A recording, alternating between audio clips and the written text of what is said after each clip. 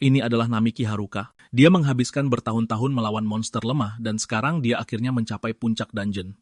Masalahnya adalah dia bertemu dengan orang terburuk, Yukimura Shinji, salah satu hunter peringkat S yang menolak berbagi lantai yang sama dengan hunter lemah. Dia mencoba melawan balik tetapi dihancurkan oleh kekuatan gravitasi Shinji. Bahkan di level 100, statusnya masih jauh lebih rendah daripada hunter lain. Dia diremukkan seperti kertas, dipukuli, dan dilemparkan ke jurang dungeon untuk mati. Bertahun-tahun berlalu.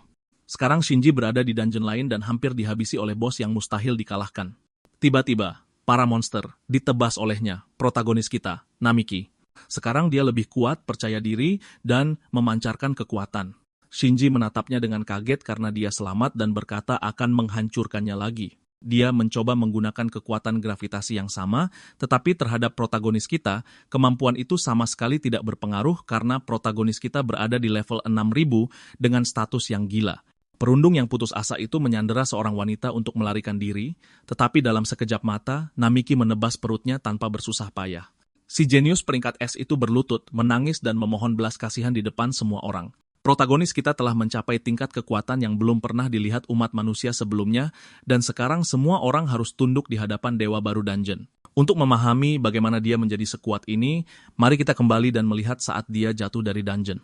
Setelah jatuh, dia bangun tanpa satu goresan pun. Saat dia membuka statusnya, dia menyadari semuanya telah berlipat ganda. Selain itu, dia mendapatkan beberapa kemampuan baru dan levelnya melonjak ke 101, menembus batas. Dia berdiri dengan bingung, tetapi merasa seringan bulu, dan pedangnya terasa seperti perpanjangan tubuhnya. Tetapi saat dia tidak menduganya, seekor Orthros muncul, anjing berkepala dua yang menyemburkan api. Anjing itu menyerangnya, tetapi kemampuan resistensi barunya aktif dan melindunginya dari api. Kemampuan appraisal aktif dan mulai membaca pola monster itu. Dalam 20 detik, dia memprediksi serangannya. Dalam 36 detik, dia menemukan celah dan memenggal kepala salah satu anjing. Yang satunya mencoba membalas dendam, tetapi dia menusukkan pedang ke dalam mulutnya dan monster itu pun tumbang. Dan begitu saja, dia mendapatkan skill baru. Tetapi tiba-tiba sistemnya mulai mengalami glitch dan Namiki mulai bertanya-tanya kekuatan macam apa itu. Skill itu disebut insight, dan itu membuatnya bisa melihat sifat asli dari target apapun yang dia analisis. Dia mencoba mencari tahu apa artinya itu karena kedengarannya seperti skill dasar yang biasanya didapatkan penjelajah pemula. Jika itu sangat umum, mengapa dia tidak mendapatkannya sebelumnya? Tetap saja, dia memutuskan untuk mengujinya dan melihat cara kerjanya. Ketika dia mengaktifkan insight, dia menyadari bahwa jika bukan karena level Orthros, dia mungkin bisa melangkah lebih jauh. Shinji mengatakan bahwa hanya dia yang akan mati, jadi dia mungkin memberitahu Himawari semua yang terjadi saat itu. Jika itu benar, Namiki harus bergegas, meskipun dia masih merasakan sakit yang aneh itu dan tidak mengerti kenapa. Tak lama, pemindaian yang dia mulai menunjukkan hasil, dan dia menyadari situasinya semakin memburuk. Mengetahui bahwa Orthros yang dia lawan hanyalah seekor anak membuat dia ngeri, dan itu berarti dia pasti telah jatuh ke lantai 5. Jika dia terus berlari ke hilir, dia mungkin menemukan area aman, tetapi dia masih berisiko bertemu monster di sepanjang jalan. Ketika dia berbalik, dia merasakan niat membunuh yang kuat di punggungnya dan bertanya-tanya apakah itu datang dari pintu masuk. Dia menyadari dia dalam masalah serius dan dengan kecepatan ini, monster itu akan menyusulnya. Tiba-tiba, dia jatuh ke dalam perangkap dan bahkan tidak percaya hal itu bisa terjadi. Menggunakan skill kalkulasinya, dia menganalisis situasi dan sistem memprediksi jalur setiap panah yang ditembakkan ke arahnya. Dengan angka-angka itu tepat di depan matanya, dia tahu dia harus bergerak cepat, tetapi sistem memperingatkan bahwa monster level tinggi mendekat dengan cepat. Dia mulai meninjau info dengan ramalan dewa, mencoba memahami mengapa begitu banyak peringatan muncul sekaligus. Musuh berada 120 meter jauhnya dan merupakan monster atribut api. Sistem menghitung level target dan mengatakan dia akan membutuhkan 1.500.000 poin pengalaman untuk maju. Perhitungan menunjukkan dia masih membutuhkan lebih banyak pengalaman dan 3 menit berlalu dalam prosesnya. Poin appraisal mulai muncul dan MC bingung dengan banjir informasi yang masuk ke dalam pikirannya. Saat itulah dia mendengar geraman dan melihat monster lain muncul dengan marah di belakangnya. Musuh melepaskan serangan api yang kuat, memaksa Namiki melompat ke air dan dia berhasil pulih, mendapatkan lebih banyak poin untuk itu. Dia terkejut menyadari itu nyata. Dan ketika dia melihat lebih dekat, dia melihat itu adalah Orthros dewasa. Seperti yang dia duga, yang muda memiliki kekuatan aneh, dan protagonis nyaris tidak berhasil menghindari ditelan untuk kedua kalinya. Semakin sering dia berhasil menghindari serangan, semakin banyak poin yang dia kumpulkan, tetapi dia tahu dia tidak bisa bertahan selamanya. Bahkan dengan situasi seburuk ini, dia menyadari dia mendapatkan appraisal point lagi.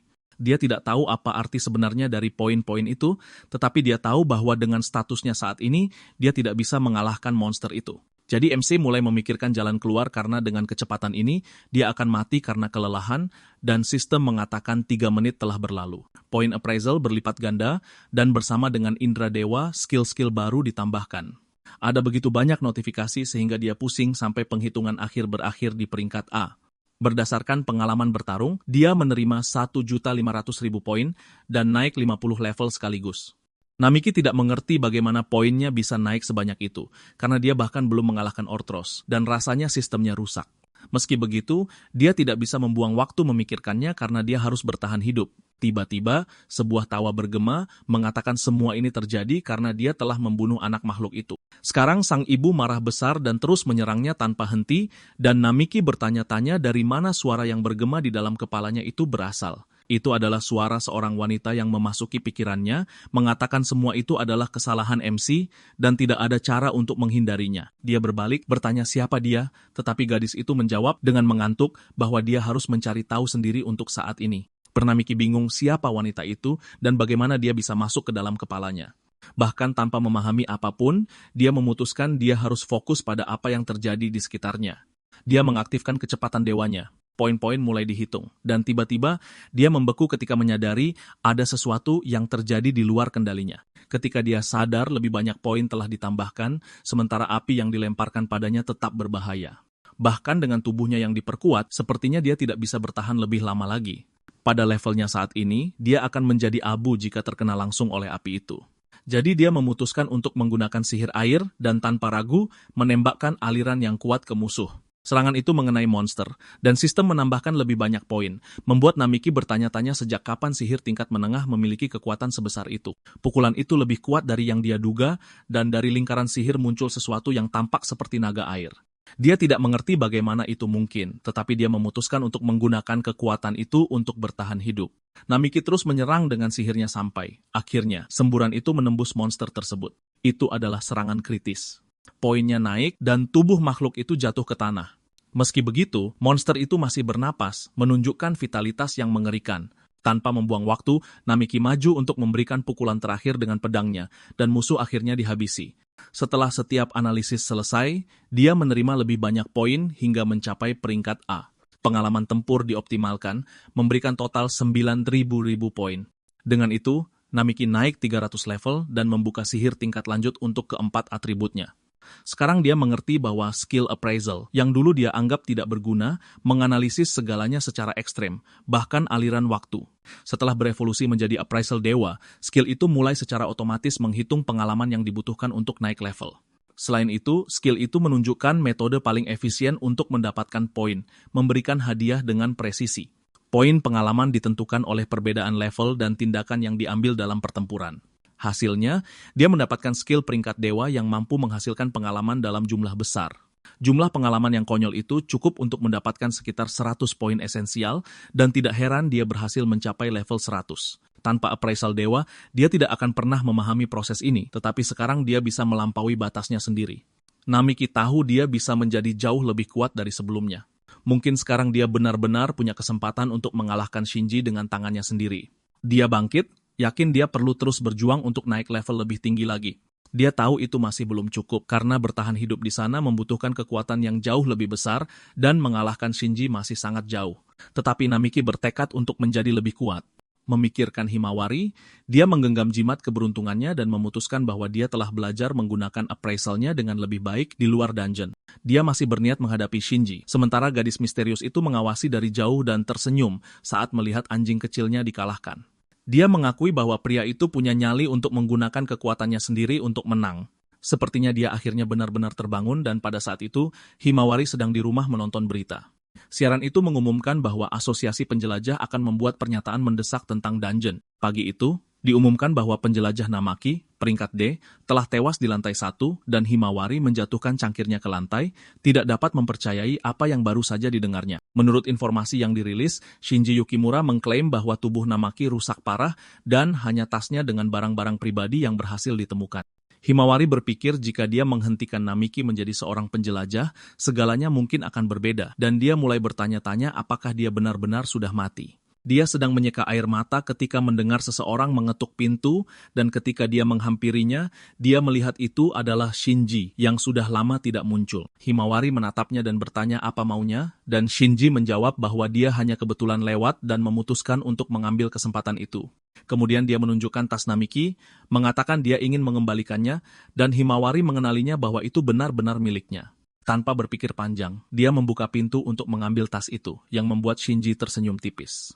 Saat Himawari memberi jalan, Shinji menggunakan kemampuan gravitasinya untuk melemparkannya ke dalam rumah dan menutup pintu di belakangnya.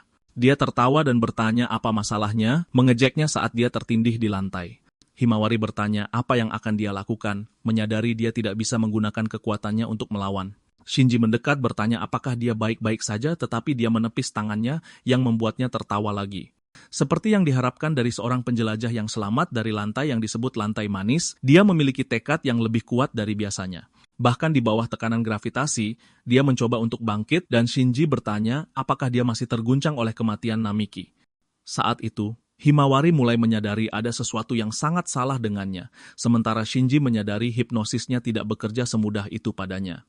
Meski begitu, dia tahu Himawari berada dalam posisi yang tidak menguntungkan, dan Himawari menuntut untuk tahu mengapa dia melakukan itu. Shinji menjawab dengan menginjak tas Namaki, mengatakan dia telah mengamati teman masa kecilnya itu untuk waktu yang lama. Bocah yang tidak kuat tetapi selalu baik hati itu terus mengabaikan orang seperti dirinya. Seiring berjalannya waktu, Namaki tampak semakin bahagia, dan Shinji berkata dia tidak bisa memaafkannya untuk itu. Dia percaya dia harus membuat si MC menderita sampai jatuh ke dalam keputusasaan yang nyata. Tetapi sekarang setelah Namaki diduga telah meninggal, Shinji tertawa dan berkata dia suka melihat kesedihan orang lain. Dengan air mata berlinang, Himawari memanggilnya sampah karena benar-benar kehilangan kendali. Shinji hanya tersenyum dan meningkatkan tekanan gravitasi padanya, mengatakan bahwa memanggilnya seperti itu tidak sopan. Dia mengklaim bahwa dirinya sangat normal, sementara Himawari adalah penjelajah peringkat A yang berbakat dan dikagumi.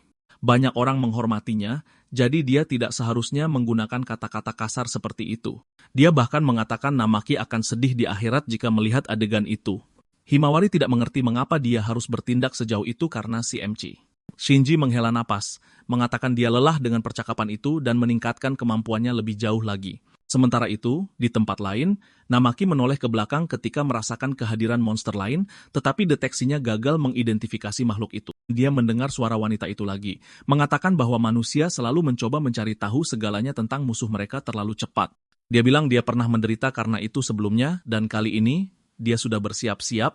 Namaki mulai bertanya-tanya apakah monster yang dihadapinya sebelumnya sudah pernah melawan penjelajah lain. Naga air yang bisa berbicara bahasa manusia belum pernah terdengar sebelumnya, dan dia tidak memiliki cukup informasi tentangnya. Wanita itu menjelaskan bahwa dia hanya ingin bicara dan bertanya mengapa dia diam saja saat itu. Dia berkata percakapan sepihak tidak akan membawa hasil, dan untuk menjadi kuat kau harus tegas dan mengintimidasi. Meski begitu, Namaki menjawab bahwa dia tampak seperti tipe orang yang berbicara tanpa henti.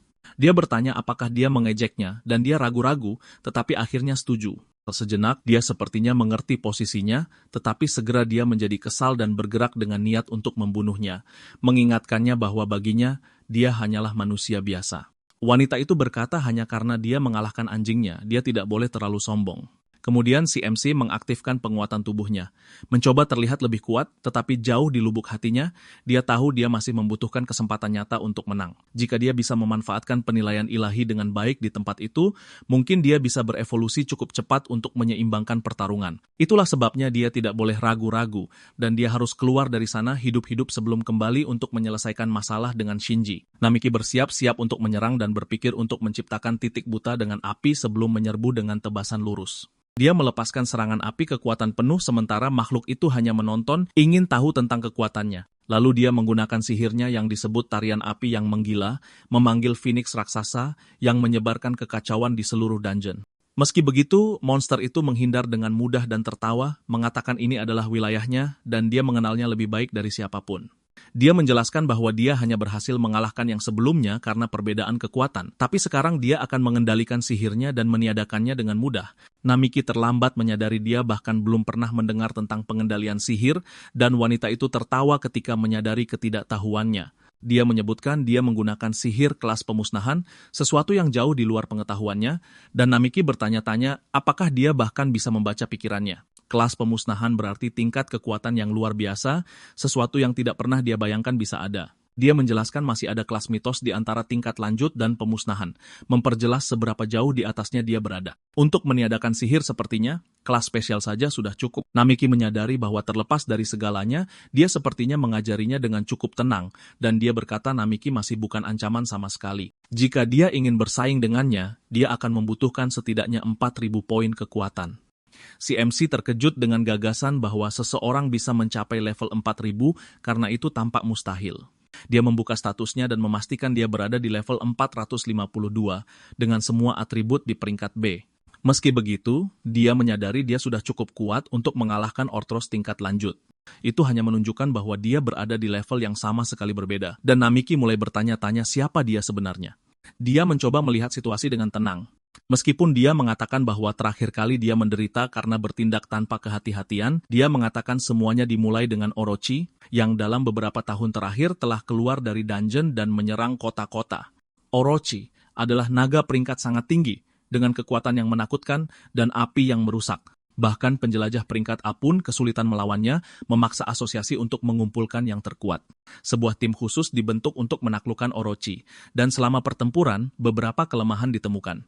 Mereka mengubah strategi mereka menjadi sesuatu yang lebih agresif, tetapi bahkan kemudian, mereka tidak bisa mengalahkannya. Mendengar itu, Namaki mulai curiga bahwa yang berbicara dengannya mungkin adalah Orochi sendiri. Jika itu benar, dia tidak akan punya kesempatan dengan kekuatannya saat ini dan perlu memikirkan cara untuk melarikan diri. Untuk mengulur waktu, dia memutuskan untuk terus berbicara dan bertanya mengapa dia tertarik pada seseorang yang selemah dirinya. Dia menjawab itu murni karena penasaran, ingin mengerti bagaimana manusia selemah itu berhasil mencuri sebagian kekuatannya. Dia mengatakan itulah alasan sebenarnya dia berbicara dengannya, dan tiba-tiba sebuah tangan muncul dari lingkaran sihir. Tangan itu menawarkan sebuah barang, dan Namaki terkejut saat bertanya dari mana benda itu berasal. Dia menjawab bahwa dia mengambilnya dari barang-barang milik manusia sambil mengibaskan banyak ekornya. Namaki bertanya-tanya apakah itu berarti ada makhluk lain seperti dia di luar sana yang menyebabkan kehancuran. Dari cara bicaranya, dia menyadari bahwa lengan yang keluar dari lingkaran sihir itu milik tubuh utama Orochi yang sebenarnya. Orochi menyadari dia diam lagi dan bertanya apakah itu karena dia tidak tahu harus berkata apa atau karena dia hanya tidak mau menjawab. Namiki berpikir bahwa menurutnya, dia membutuhkan setidaknya level 4.000 untuk menghadapinya dengan seimbang. Dengan keadaan seperti ini, tidak mungkin dia bisa menang, tetapi dia memutuskan untuk menggunakan keahliannya yang disebut ujian dewa. Keahlian itu aktif dan mulai menganalisis level musuh, mencari strategi yang mungkin. Sementara sistem menjalankan perhitungan, Namaki menyadari dia bisa menggunakan informasi itu untuk keluar dari situasi ini. Analisis menyimpulkan dia akan membutuhkan 25.000 poin pengalaman untuk mencapai lonjakan kekuatan berikutnya. Orochi terkejut ketika Namaki tiba-tiba menerjang ke depan, menarik keras lengan yang keluar dari lingkaran sihir. Dia berhasil menghancurkan lengan kanannya, memicu jeritan kesakitan tepat saat sistem menyelesaikan evaluasi. Karena memberikan kerusakan pada makhluk peringkat bencana seperti Orochi, dia menerima 25.000 tiku poin dan langsung melompat ke level 2.200. Selain itu, dia membuka keahlian baru dan tercengang oleh pertumbuhannya yang tidak masuk akal. Bahkan sulit dipercaya, tetapi dia memperoleh teknik yang disebut peningkatan fisik ultra. Dia mengerti bahwa ujian dewa telah menyarankan gerakan spesifik itu, jadi dia memutuskan untuk memotong lengannya pada saat yang tepat. Meskipun terluka, Orochi mengakui bahwa manusia itu telah melakukan sesuatu yang mengesankan. Marah, dia tidak bisa menerima bahwa dia telah menggunakan serangan mendadak untuk menyakitinya seperti itu. Namiki meminta maaf, tetapi mengatakan dia tidak bisa membuang waktu karena dia harus menghentikan Shinji. Dia tahu Himawari adalah penjelajah peringkat E yang cukup kuat untuk membela dirinya sendiri. Tetap saja, perasaan tidak enak membuatnya memutuskan dia harus menemuinya secepat mungkin. Orochi menyadari dia terganggu oleh pikirannya sendiri dan memutuskan dia tidak akan hanya berdiri dan menonton. Setelah lengannya terkoyak, dia memutuskan akan membunuhnya secara pribadi untuk selamanya. Dia memerintahkan ekornya untuk menyibukkannya sampai dia bisa menghadapinya secara langsung dan melancarkan serangan yang nyaris tidak bisa dia hindari. Namiki menyadari bukan hanya lengannya yang kuat, tetapi juga tubuh monster besar di depannya.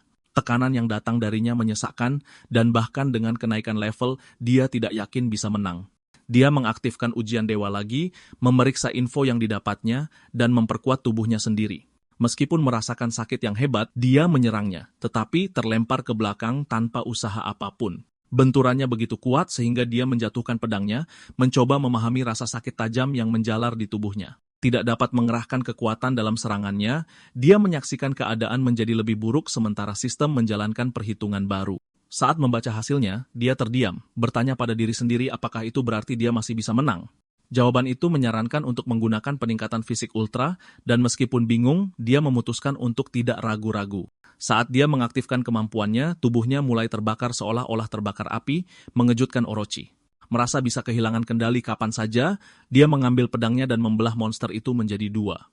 Sistem mengonfirmasi bahwa target telah dilenyapkan dan ujian dewa telah selesai.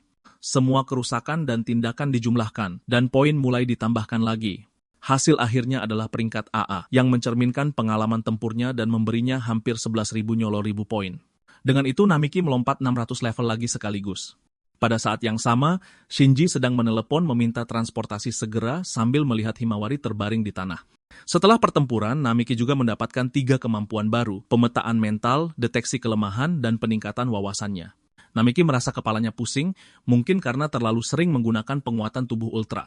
Dia jatuh ke tanah sambil memuntahkan darah saat rasa sakit yang hebat menguasai tubuhnya, tidak mengerti apa yang sedang terjadi. Saat membuka statusnya, dia menyadari kondisi fisiknya kritis dan bahkan kadar alkohol dalam darahnya berada pada tingkat yang konyol. Pantas saja semuanya terasa berputar, dan dia mengerti bahwa dia tidak bisa menyalahgunakan kemampuan itu seperti itu. Saat dia menoleh ke belakang, dia melihat sesuatu yang aneh keluar dari tubuh monster yang dikalahkan, seperti gas yang melayang pergi. Itu berarti, meskipun sudah mati, monster itu mungkin masih hidup, entah bagaimana caranya. Gas itu sepertinya menuju ke tubuh utama, dan dia ingat dia membutuhkan setidaknya level 4000 untuk menghadapi Orochi. Dengan kekuatannya saat ini, tidak mungkin dia bisa mengalahkan tubuh utamanya. Dan sebelum itu, dia harus kembali untuk menghentikan Shinji. Dia harus menghentikan orang itu, dan kemudian dia melihat sebuah ponsel tergeletak di tanah. Itu adalah benda yang sama yang dikirim Orochi melalui lingkaran sihir, jadi dia memutuskan untuk mengambilnya. Namiki mulai berlari dan mengaktifkan pemetaan mental, yang mengungkapkan sesuatu yang mengejutkan. Dia mengetahui bahwa dia tidak berada di lantai 5, tetapi di lantai 20. Itu adalah titik terdalam yang pernah dicapai penjelajah manapun, dan dia sendiri baru sampai di lantai 10 sebelumnya. Dia tidak pernah membayangkan akan jatuh dari lantai pertama ke lantai 20 setelah serangan Shinji. Menggunakan ujian dewa, dia mengonfirmasi bahwa dia sekarang bergerak melewati lantai 18 sementara targetnya berada di lantai 25. Sistem menghitung mereka akan bertemu dalam waktu sekitar 45 menit, tetapi sebelum itu, tubuh utama Orochi bisa mencapainya. Perhitungan itu juga mulai memperkirakan level yang dibutuhkan untuk mengalahkan musuh dan poin pengalaman yang diperlukan. Saat dia memikirkan jalan keluar, dia mendapat peringatan tentang beberapa monster level tinggi yang terdeteksi di depan. Tak lama kemudian, beberapa monster muncul di jalannya, dan dia sadar dia tidak punya waktu untuk disia-siakan. Satu-satunya pilihannya adalah terus menaikkan level secepat mungkin. Dia menggunakan kemampuannya untuk menganalisis musuh dan mengidentifikasi kelemahan mereka. Namiki fokus mengamati, menyesuaikan strateginya, dan memanfaatkan setiap titik rentan untuk mengalahkan mereka dengan tepat. Dia mengalahkan 3 Baphomet, meningkatkan poinnya, dan menyelesaikan tahap lain dari ujian dewa. Levelnya naik lagi, tetapi rasa sakit di tubuhnya juga semakin parah. Saat dia berbalik, dia melihat monster berkepala 3 menyerang dan melancarkan serangan air yang kuat. Serangan itu mendarat tepat sasaran dan meledakkan salah satu kepala Cerberus dengan serangan kritis yang cepat. Tapi makhluk itu masih hidup, jadi dia memutuskan untuk terus bertarung dan mengalahkan semua yang muncul di jalannya. Tujuannya adalah menyempurnakan ujian dewa sampai dia memanfaatkannya semaksimal mungkin. Setelah analisis lebih lanjut, dia mendapatkan sekitar 70.000 poin pengalaman. Dengan itu, dia mencapai level 3.000 dan membuka kemampuan baru yang disebut tebasan ganda. Dia terkejut mendapatkan teknik pedang yang langka, tetapi dia sadar pertempuran masih jauh dari selesai. Baphomet yang tersisa tampaknya telah memanggil bala bantuan, dan monster-monster itu bergumam satu sama lain dengan cara yang aneh. Bahkan dengan staminanya yang mencapai batas, Namiki memikirkan Himawari dan memutuskan dia tidak bisa tumbang di sana. Saat itulah dia merasakan kehadiran yang lebih besar, mendekat dan berbalik untuk melihat apa itu. Di belakangnya, muncul makhluk besar bermata merah, jauh lebih besar dari monster lainnya. Serangan itu datang entah dari mana dan membuatnya terbang mundur. Sementara dia mencoba mencari tahu mengapa ada golem di lantai itu, mungkin monster-monster itu bekerja sama karena beberapa Baphomet mengaktifkan lingkaran sihir pada saat yang sama. Tanpa waktu untuk bereaksi, Namiki hampir terkena rentetan serangan sihir yang tiba-tiba.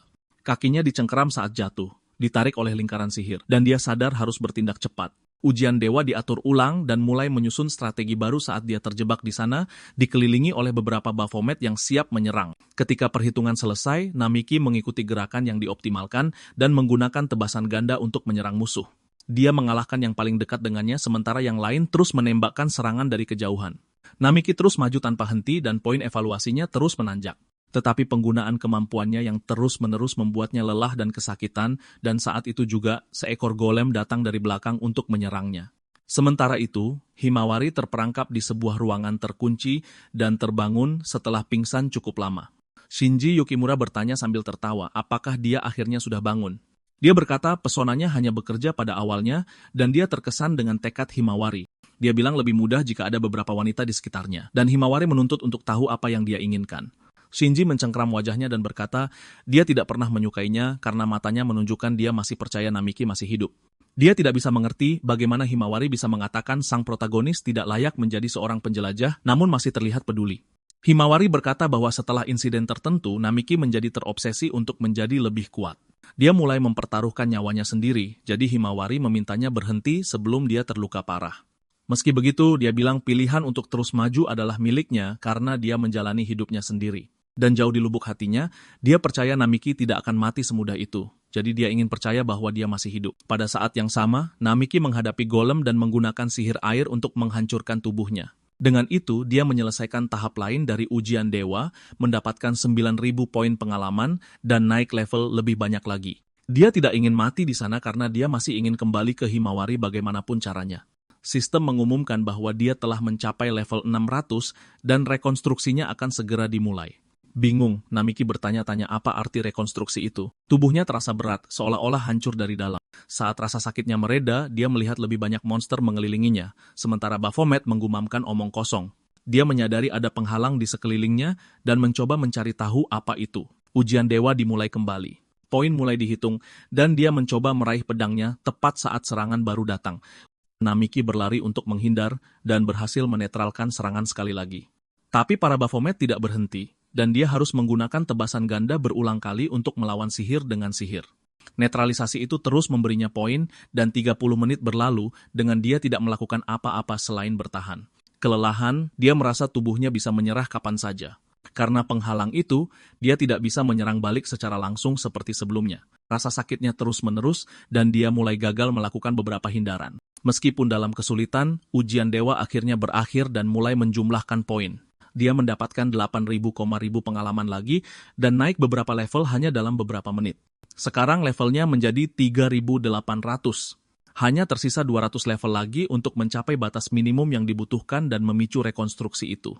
Dia masih tidak mengerti apa artinya, dan kemudian Orochi muncul di depannya, menyadari betapa lelahnya dia. Namiki berbalik dan melihat tubuh asli Orochi, yang berkata bahwa dia akhirnya ada di sana dalam wujud utamanya. Dia tampak seperti manusia dan kelelahan karena telah menghabiskan seluruh waktunya untuk mendatanginya. Namiki bertanya-tanya bagaimana Orochi berhasil menyusulnya melintasi 5 lantai hanya dalam beberapa menit. Dia menembus penghalang dan mendekat, melihat kekacauan yang ditinggalkannya di sepanjang jalan. Saat itulah dia menyadari semua monster yang dia lawan sampai saat itu berada di bawah perintahnya. Orochi bertanya apakah dia mendengarkan, tetapi Namiki menjadi bingung ketika menyadari tatapannya terpaku pada lengan kanannya. Dia yakin telah memotong lengan itu, jadi dia tidak mengerti bagaimana lengan itu bisa kembali, dan dia mulai bertanya-tanya apakah Orochi bisa beregenerasi. Menyadari apa yang dilihatnya, Orochi berkata itu sedikit sakit, tetapi kehilangan sebagian tubuhnya sendiri bukanlah masalah besar. Meskipun terluka, dia mengaku ingin sekali membunuhnya saat itu juga, tetapi pertama-tama dia ingin Namiki mengembalikan sesuatu miliknya. Tidak mengerti, sang protagonis bertanya apa yang dia bicarakan, dan Orochi menjadi kesal, mengatakan bahwa dia tahu persis apa yang dimaksud. Dia menunjuk ke benda yang diambilnya dari lantai, dan Namiki sadar itu adalah ponsel. Dia bertanya apakah dia bisa pergi jika mengembalikannya, tetapi Orochi berkata bukan begitu caranya.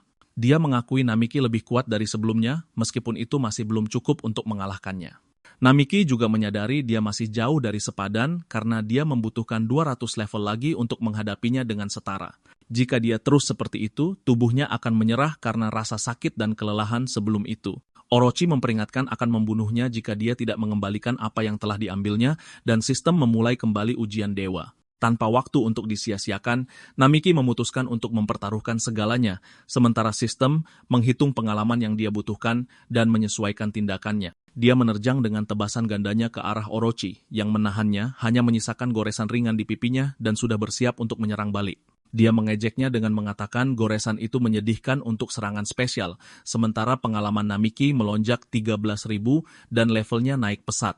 Saat dia mencapai level 4.000, tubuhnya langsung mulai merekonstruksi, dan ledakan tiba-tiba membuat Orochi tersentak. Saat asap menghilang, Namiki menyadari tubuhnya telah berubah karena evolusi, dan Orochi merasakan tekanan yang berbeda darinya. MC tidak lagi merasakan sakit, dan pada saat yang sama, inderanya menjadi lebih tajam.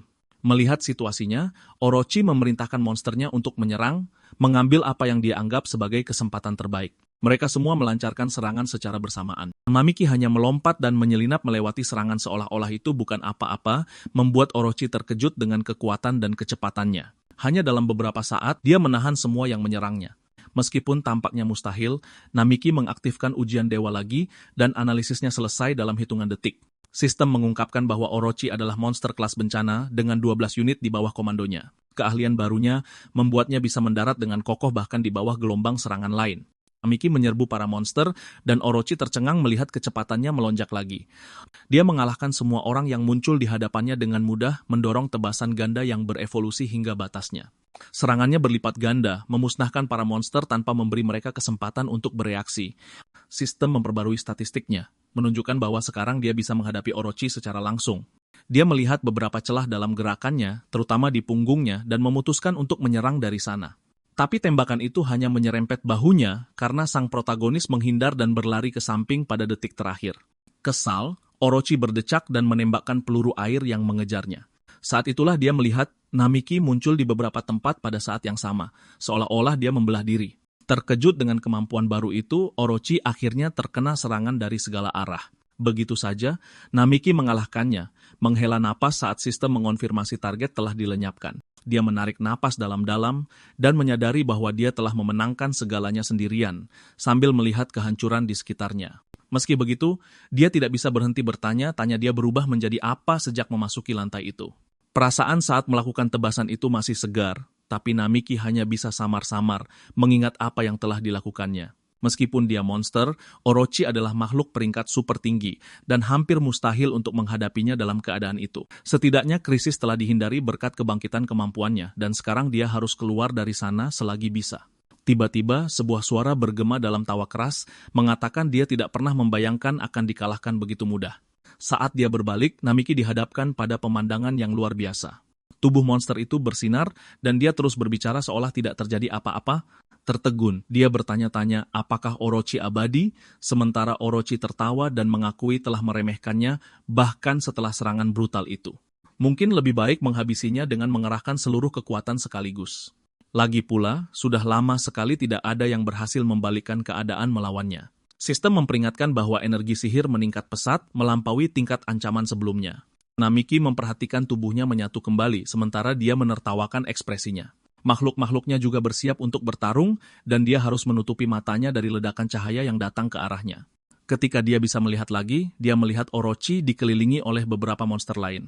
Dia hampir tidak percaya semua makhluk itu tersembunyi di dalam dirinya selama ini. Iblis itu mengelus salah satu monster dan berkata dia pasti sangat terkejut sampai tidak bisa berteriak. Dia tertawa lagi, mengatakan tidak ada yang akan menyangka hal seperti itu setelah semua yang terjadi. Itu karena sang protagonis telah memaksanya untuk bertarung dengan serius, dan sekarang dia tidak perlu menahan diri lagi. Orochi mencambukkan ekornya ke arahnya, sementara para monster menyerbu pada saat yang sama. Dengan susah payah, Namiki berhasil menghindar dan mengaktifkan ujian dewa lagi. Sistem memperbarui info tentang lawan, mengungkapkan tubuh utama dengan 6 ekor. Setiap makhluk memiliki kemampuan yang berbeda, dan meskipun lebih lemah dari tubuh utama, mereka cukup kuat untuk membuatnya terus bergerak. Dia mulai berlari, tetapi jumlah monster masih terlalu banyak, mengepungnya dari segala sisi. Bahkan setelah berevolusi, Namiki tidak cukup kuat untuk menghadapi semuanya sendirian. Di bawah tekanan, dia akhirnya digigit oleh salah satu dari mereka dan jatuh ke tanah. Tubuhnya terlempar jauh, dan dia kehilangan pedangnya saat jatuh, lalu bangkit kembali dengan kesal. Dengan monster yang terkoordinasi dengan baik, tidak ada ruang untuk kesalahan. Sistem mengonfirmasi kehilangan banyak darah setelah gigitan di bahu kanannya. Orochi berjalan mendekat sambil mengejeknya dengan menanyakan kemana perginya kecepatan dan kekuatannya. Mengambil keuntungan, dia memerintahkan para monster untuk menghabisinya sekali untuk selamanya. Namiki bertanya-tanya bagaimana dia bisa mengalahkannya dalam situasi yang lebih buruk dari awal. Dia mencoba memikirkan cara, celah yang bisa dia gunakan untuk melawan. Perasaan memegang kendali dan menang dengan kekuatannya sendiri tiba-tiba lenyap. Jika dia menggunakan kemampuan itu lagi, mungkin itu bisa mengubah permainan, tapi itu juga bisa membuatnya lebih terluka. Dengan ujian dewa, dia menghitung tindakan paling efisien dan memutuskan untuk mengikuti rencana yang ditunjukkan. Sebuah kekuatan mulai tumbuh di dalam dirinya, intens dan tidak terkendali. Ketika monster itu menyerang, Namiki berhasil menghindar dan melancarkan serangan balik. Dengan pedang di tangan, dia melemparkannya ke gigi makhluk itu, tetapi gigi itu menahan benturannya. Meski begitu, dia bisa merasakan kekuatan musuh sangat luar biasa. Pada akhirnya, membangkitkan kekuatan itu tidak cukup dan dia masih kalah tanding. Tubuhnya terbakar oleh rasa sakit dan pandangannya berputar sampai dia dihantam langsung oleh api monster itu.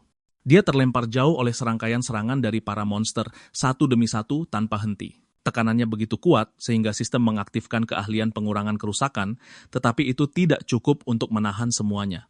Dia hampir mati saat itu juga, nyaris menghindari pukulan fatal sebelum ambruk ke tanah. Orochi berteriak, bertanya berapa lama dia akan terus berpura-pura dan memerintahkan monster untuk menghabisinya. Meski begitu, Namiki terus mencoba memikirkan strategi yang bisa dia manfaatkan. Saat itulah si iblis sendiri bertanya mengapa dia hanya berdiri di sana, dan dia menyadari ada satu monster yang berbeda dari yang lain. Makhluk itu hanya menjilati darah di tangannya, dan yang lain mulai menatapnya. Penasaran. Orochi tidak mengerti apa yang terjadi, tapi jelas ada yang salah. Tiba-tiba, semua monster tampak pusing setelah mencicipi darah Namiki. Mereka berhenti mengancam dan menjadi jinak secara aneh, bahkan membuat Orochi terdiam. Dengan tatapan kosong dan konyol itu, mereka tampak benar-benar linglung, dan Namiki akhirnya mulai mengerti. Penguatan yang dia gunakan sebelumnya meningkatkan kadar alkohol dalam darahnya, memberikan perasaan mabuk. Dengan meminum darahnya, para monster memasuki keadaan seperti mengamuk, hanya saja mabuk. Sama seperti dalam legenda Yamada no Orochi dan kaitannya dengan minuman keras, itu bisa digunakan untuk keuntungannya. Namiki tersenyum sementara Orochi berteriak agar para monster sadar dan berhenti bertingkah seperti itu. Dia sangat marah, tetapi tidak bisa membuat mereka patuh. Bahkan setelah mengetahui apa yang terjadi sebelumnya, makhluk-makhluk itu terus bertingkah seperti orang bodoh. Ketika Orochi berbalik, dia melihat MC mengeluarkan lebih banyak darah dari lengannya sendiri. Jika mereka begitu menginginkan cairan itu, maka dia akan memberi mereka lebih banyak. Terkejut, Orochi bertanya apa yang dia rencanakan, dan Namiki mengaktifkan penguatan fisik yang ditingkatkan. Dia mengejek para monster, memanggil mereka semua sekaligus untuk datang bertarung. Makhluk-makhluk itu menyerbu, dan dia merasa jumlah darah itu akan cukup untuk membalikkan keadaan. Begitu yang pertama menyerangnya, monster itu mabuk lagi dan berhenti bergerak seperti yang dia duga.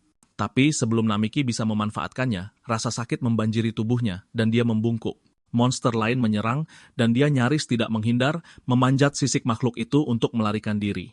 Meski begitu, dia memanggil lagi agar mereka meminum lebih banyak darahnya. Tak lama, mereka semua mabuk, dan dia bahkan bertanya apakah mereka menikmatinya. Dengan para monster yang teralihkan perhatiannya, dia tahu dia tidak boleh menyia-nyiakan kesempatan itu. Saat itulah Orochi muncul dari belakang dan menikamnya, mengatakan dia terlalu banyak berpikir pada saat yang paling buruk. Meskipun dia tersenyum, Namiki sudah menduga gerakan itu dan berbalik tepat waktu, menyebutnya mudah ditebak.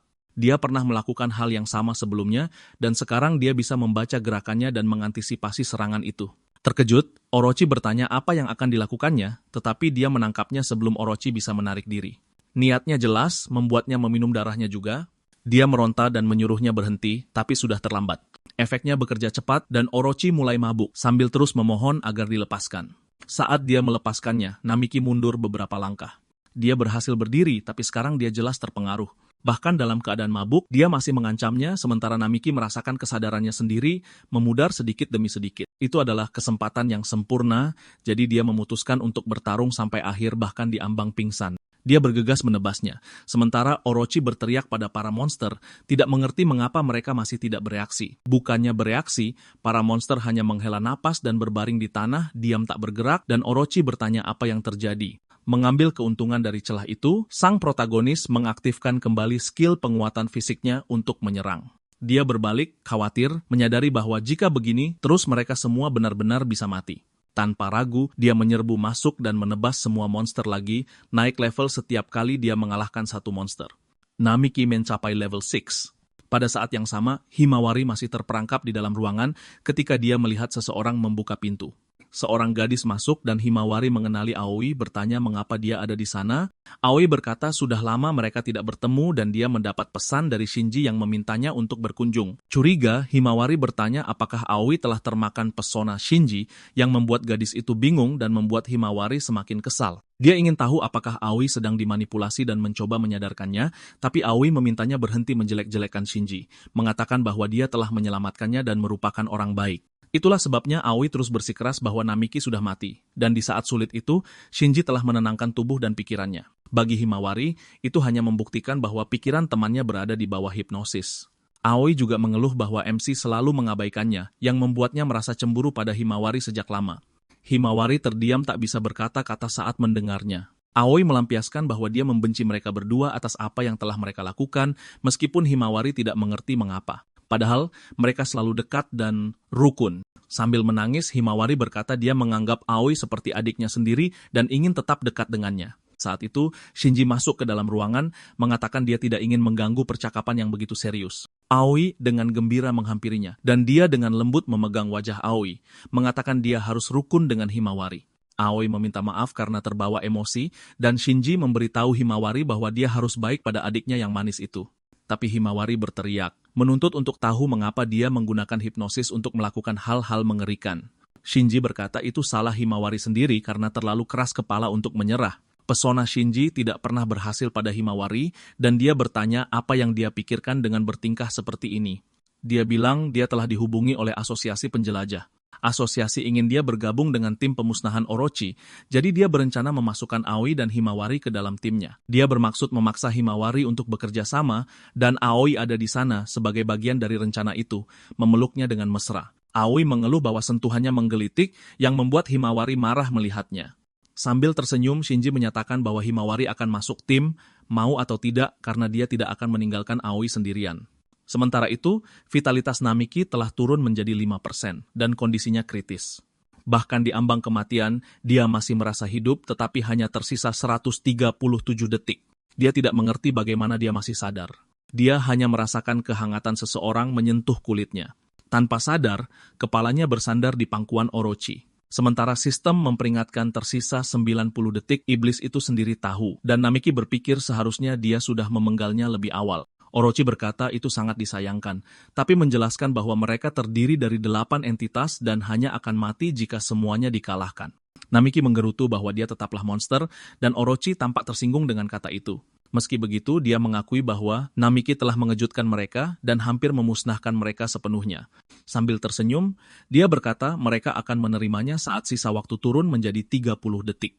Bingung, Namiki tidak mengerti apa yang dia maksud, dan Orochi menjadi tidak sabar karena harus menjelaskannya lagi. Tersisa 10 detik sebelum sang protagonis mati, dan Orochi menyadari situasinya benar-benar kritis. Dia harus bertindak cepat, jadi dia mengeluarkan sesuatu dari dalam sirkuit sihir sementara Namiki bertanya apa yang akan dia lakukan. Tanpa benar-benar menjawab, dia hanya tersenyum dan menusukkan belati itu ke dadanya. Lalu dia mengucapkan selamat malam pada tuannya, dan sistem memulai pengamatan ilahi. Sinkronisasi antara Namiki dan Orochi mulai meningkat dan sistem mengonfirmasi hubungan di antara keduanya. Dengan itu, kemampuan baru terbuka dan statistiknya melonjak drastis. Saat MC bangun, dia melihat salah satu monster di sampingnya dan langsung duduk dengan panik, tetapi dia menyadari makhluk itu hanya memperhatikannya tanpa ada permusuhan sama sekali. Dia mencari pedangnya tapi tidak bisa menemukannya. Sebaliknya, tangannya menyentuh sesuatu yang tidak terduga dan dia menyadari Orochi sedang berbaring di sebelahnya. Terkejut lagi, dia mencoba mencari tahu bagaimana musuhnya ada di sana, tidur dengan damai. Lebih parahnya lagi, dia menyadari dirinya telanjang bulat yang membuat segalanya menjadi lebih aneh. Tidak tahu harus berkata apa, dia bangkit untuk mencari barang-barangnya dan pergi dari sana secepat mungkin. Salah satu monster mendekat dan menggesekkan tubuhnya, dan Namiki dengan pelan memintanya berhenti.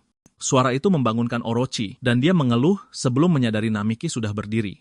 Dia tersenyum, senang melihat tuannya sudah bangun, dan tak lama kemudian Namiki menemukan pakaian baru untuk dikenakan. Orochi memuji betapa cocoknya pakaian itu untuknya, meskipun itu adalah barang-barang yang dia curi dari manusia di dungeon.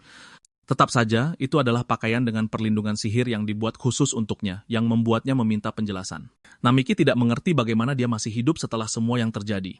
Orochi kemudian sadar dia belum menjelaskan apa-apa, dan mereka berdua duduk untuk berbicara. Dia berkata mereka telah membuat kontrak karena Namiki pernah mati sekali, tapi berhasil menyingkronkan tubuhnya dengan tubuh Orochi sebelum semuanya berakhir. Sang protagonis kemudian menyadari bahwa ingatan tentang belati di dadanya itu nyata.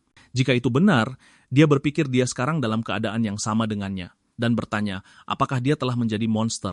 Orochi berkata tidak, menjelaskan bahwa mulai sekarang dia hanya terhubung dengannya. Bingung, dia bertanya apa artinya itu, berpikir tentang cara menunjukkannya, dia memintanya untuk menutup mata dan menyuruhnya meminjamkan matanya. Meskipun tidak sepenuhnya mengerti, Namiki setuju dan menanyakan nama aslinya. Dia sadar dia belum pernah memperkenalkan diri dengan benar meskipun orang-orang memanggilnya Orochi. Nama aslinya adalah Hachi, lalu Namiki menutup matanya dan melakukan apa yang diminta.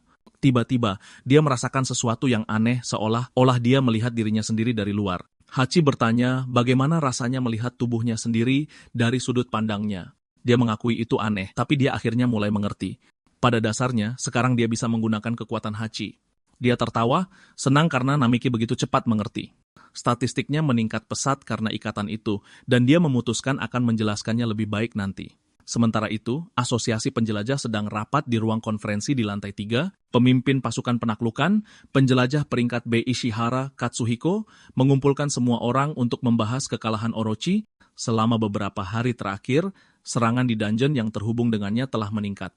Mereka hanya berhasil menahan beberapa ekor Orochi dan membantu kota-kota yang terkena dampak, bahkan dengan dukungan dari polisi dan penyelidik. Kerusakannya sangat besar, dan beberapa area harus dibangun kembali. Menurut Ayaka Koyogoku, mereka tahu Orochi memiliki 6 bentuk berbeda dan sudah mengetahui beberapa kelemahannya berkat pertempuran terakhir. Kelemahan Orochi adalah alkohol konsentrasi tinggi. Dalam pertarungan sebelumnya, ketika mereka berhasil menyuntikkan alkohol ke tubuhnya, itu menyebabkan kerusakan besar. Mereka sekarang mengerti mengapa monster bisa mabuk seperti manusia, dan legenda Yamata no Orochi sepertinya masuk akal. Ishihara menjelaskan bahwa mereka bekerja sama dengan sebuah perusahaan besar untuk mendapatkan alkohol dalam jumlah besar. Rencananya adalah segera bersiap dan menggunakan lantai 4 dungeon sebagai medan pertempuran. Mereka akan memancing Orochi ke sana dan membuatnya cukup mabuk untuk menghabisinya. Ayaka menekankan bahwa semua orang perlu bertarung bersama dan mengumumkan bahwa seseorang akan menangani garis depan. Saat itu, sebuah suara menyuruh mereka menyerahkan segalanya padanya, dan yang masuk ke ruangan adalah Shinji, ditemani oleh beberapa gadis. Ishihara tahu siapa dia, dan mencoba bersikap sopan, bertanya apakah dia benar-benar bisa menangani misi tersebut. Shinji tertawa, meyakinkannya bahwa timnya sudah siap. Ishihara terkejut melihat bahwa selain kelompok yang kuat, Himawari juga ada di sisinya. Sementara itu, di dungeon, Hachi bergerak bersama Namiki di dalam bola air yang meluncur di sepanjang sungai. Dia terkesan dengan betapa praktisnya sihir itu, dan mulai mengerti mengapa dia kalah dalam begitu banyak pertempuran. Sekarang masuk akal bagaimana Hachi bisa mencapai begitu banyak lantai dengan begitu cepat dengan melakukan perjalanan melalui air. Hachi tertawa, mengatakan itu luar biasa, tapi juga melelahkan menggunakan sihir seperti itu. Dia bilang akan lebih mudah jika dia bisa berubah menjadi naga. Namiki bertanya kenapa dia tidak melakukannya. Hachi pun ragu-ragu, dan dia sadar telah menyinggung topik yang sensitif. Dia memastikan bahwa dia tidak ingin membicarakannya sekarang. Menganggapnya aneh, dia mengurungkannya saat Hachi menjelaskan mereka harus segera keluar dari dungeon. Saat itulah Hachi mulai memanggilnya Tuan Namiki, yang membuatnya tidak nyaman. Dia bilang wajar saja memanggilnya seperti itu karena sekarang dia adalah tuannya.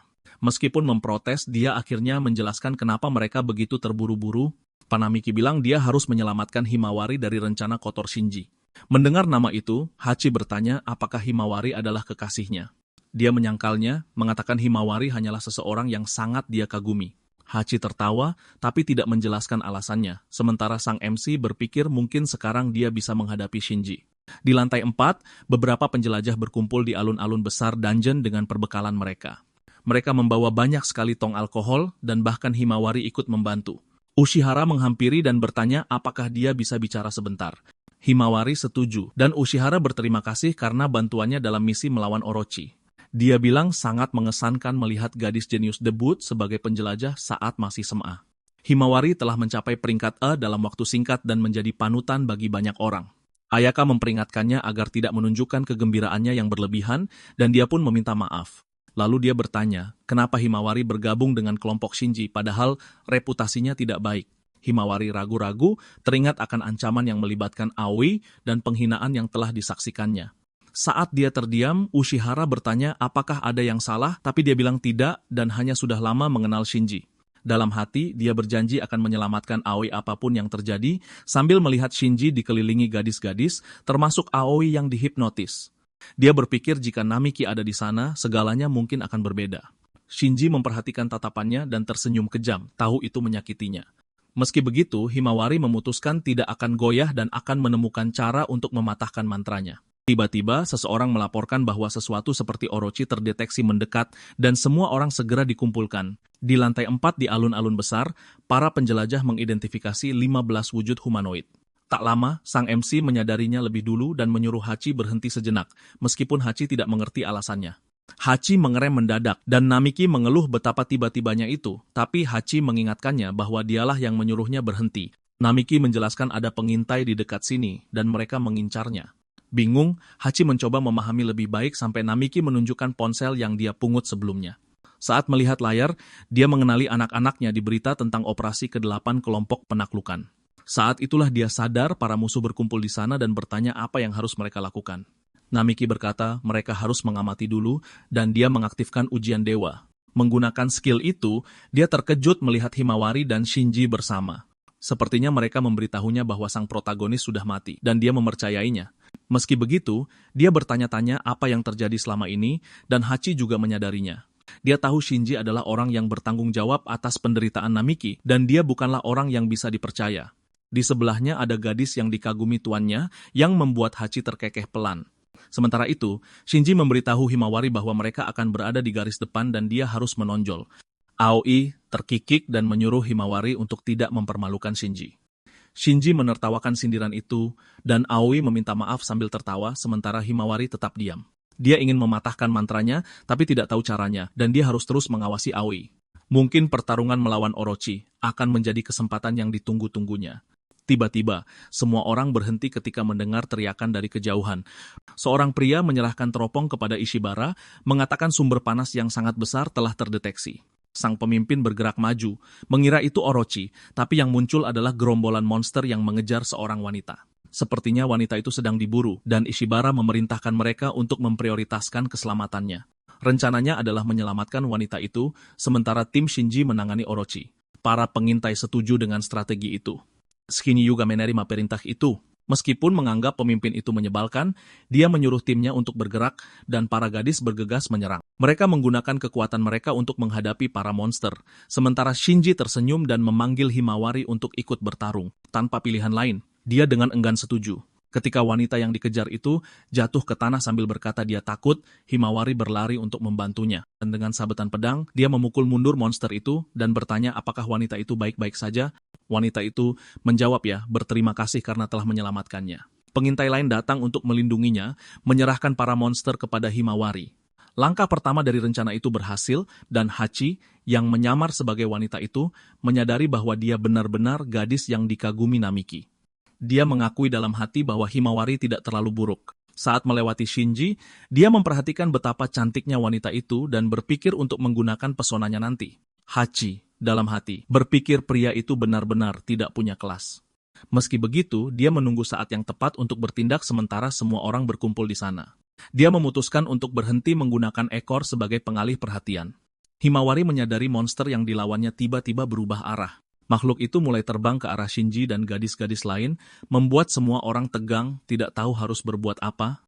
Shinji berbalik dengan waspada saat melihat monster itu terbang lurus ke arahnya. Dan ketika dia mencoba lari, sebuah ledakan besar terjadi di belakangnya. Dia tidak mengerti kenapa makhluk itu hanya fokus padanya. Dia memutuskan untuk menggunakan kemampuan gravitasinya untuk menahan monster itu dan langsung mengaktifkan kekuatannya. Tapi yang mengejutkan, kemampuannya dibatalkan begitu mulai bekerja. Itu adalah ulah Hachi. Dia tertawa dalam hati saat menggunakan pembatalan sihir dan membiarkan para monster menekan pengintai itu. Shinji jatuh ke tanah dan berteriak pada timnya, memerintahkan mereka untuk melindunginya. Gadis-gadis yang masih dihipnotis segera patuh, tapi sebelum mereka bisa bertindak, Himawari maju ke depan. Dia menerima serangan itu secara langsung dan jatuh, dan Hachi berbisik marah, menyebutnya bodoh karena maju seperti itu. Dia tahu tuannya akan sangat marah jika melihat itu. Himawari mencoba bangkit sementara Aoi melihat dengan bingung, tidak mengerti alasan pengorbanan itu. Dia bilang dia harus melindungi Aoi dan Namiki, karena mereka seperti murid-muridnya. Meski begitu, hipnotis Shinji kembali bekerja dan dia memerintahkan Aoi untuk tidak menggunakan kekuatannya tanpa izin. Himawari panik saat melihat temannya menderita di bawah kendalinya. Shinji lalu mengancam. Jika Himawari tidak menghadapi Orochi, Aoi akan menanggung akibatnya. Himawari berteriak agar dia berhenti, dan Hachi menghela napas, menyadari situasinya mulai tidak terkendali. Sambil menyampaikan informasi kepada sang MC, Hachi memanggil ekor lainnya, mengejutkan para pengintai. Tapi sebelum mereka sempat bereaksi, beberapa monster ditebas dalam sekejap. Himawari membeku saat melihat siapa yang mendekat dan langsung mengenali sang MC. Tertegun, dia bertanya apakah itu benar-benar Namiki dan Namiki tersenyum sebelum berlari menghampiri saat melihatnya hampir jatuh. Dia bilang dia baik-baik saja yang membuat Namiki menghela napas lega, tapi Himawari masih ingin tahu bagaimana dia bisa ada di sana. Yang paling mengejutkannya adalah merasakan perubahan auranya, terutama setelah melihatnya mengalahkan Orochi dengan satu gerakan. Namiki menghela napas dan berkata banyak yang telah terjadi, lalu bertanya apa yang sedang dilakukannya di sini. Himawari menjelaskan dia ingin mengambil barang-barangnya yang tertinggal dan menatap Shinji yang masih tergeletak di tanah. Sang protagonis juga menatap penjelajah itu, dan Shinji butuh sesaat sebelum mengenalinya. Terkejut, dia bertanya bagaimana Namiki masih hidup setelah sekian lama di dalam dungeon. Namiki mengerti pertanyaan itu. Bagaimanapun, Shinji telah membunuhnya sebelum semuanya berubah. Himawari berbalik, terkejut mendengarnya karena dia selalu curiga ada yang tidak beres. Shinji tertawa, mengatakan Himawari hanya mengarang tuduhan yang tidak masuk akal. Sambil menunjuk ke arah Namaki, dia mengejeknya karena hanya seorang yang lemah di level 100. Dia bilang mengalahkan Orochi karena keberuntungan tidak membuatnya kuat. Di kejauhan, Hachi merasa kesal dengan sikap tidak hormat itu, tapi MC lah yang menjawab. Auranya meledak, dan para penjelajah di sekitar mereka membeku di bawah tekanan yang menghancurkan. Bahkan Shinji terdiam, tidak mampu memahami kekuatan semacam itu. Rahang Ayaka ternganga, menyadari ini berbeda dari apapun yang pernah mereka lihat. Hasil pembacaan menunjukkan level 6000 dengan kemampuan yang mustahil diukur. Keduanya berdiri berhadapan selama beberapa detik sampai Namaki melangkah maju. Shinji mundur ketakutan, dan Aoi bertanya apakah dia baik-baik saja, menyadari ketakutannya yang jelas. Dengan marah, dia membentaknya untuk diam dan menampar wajahnya.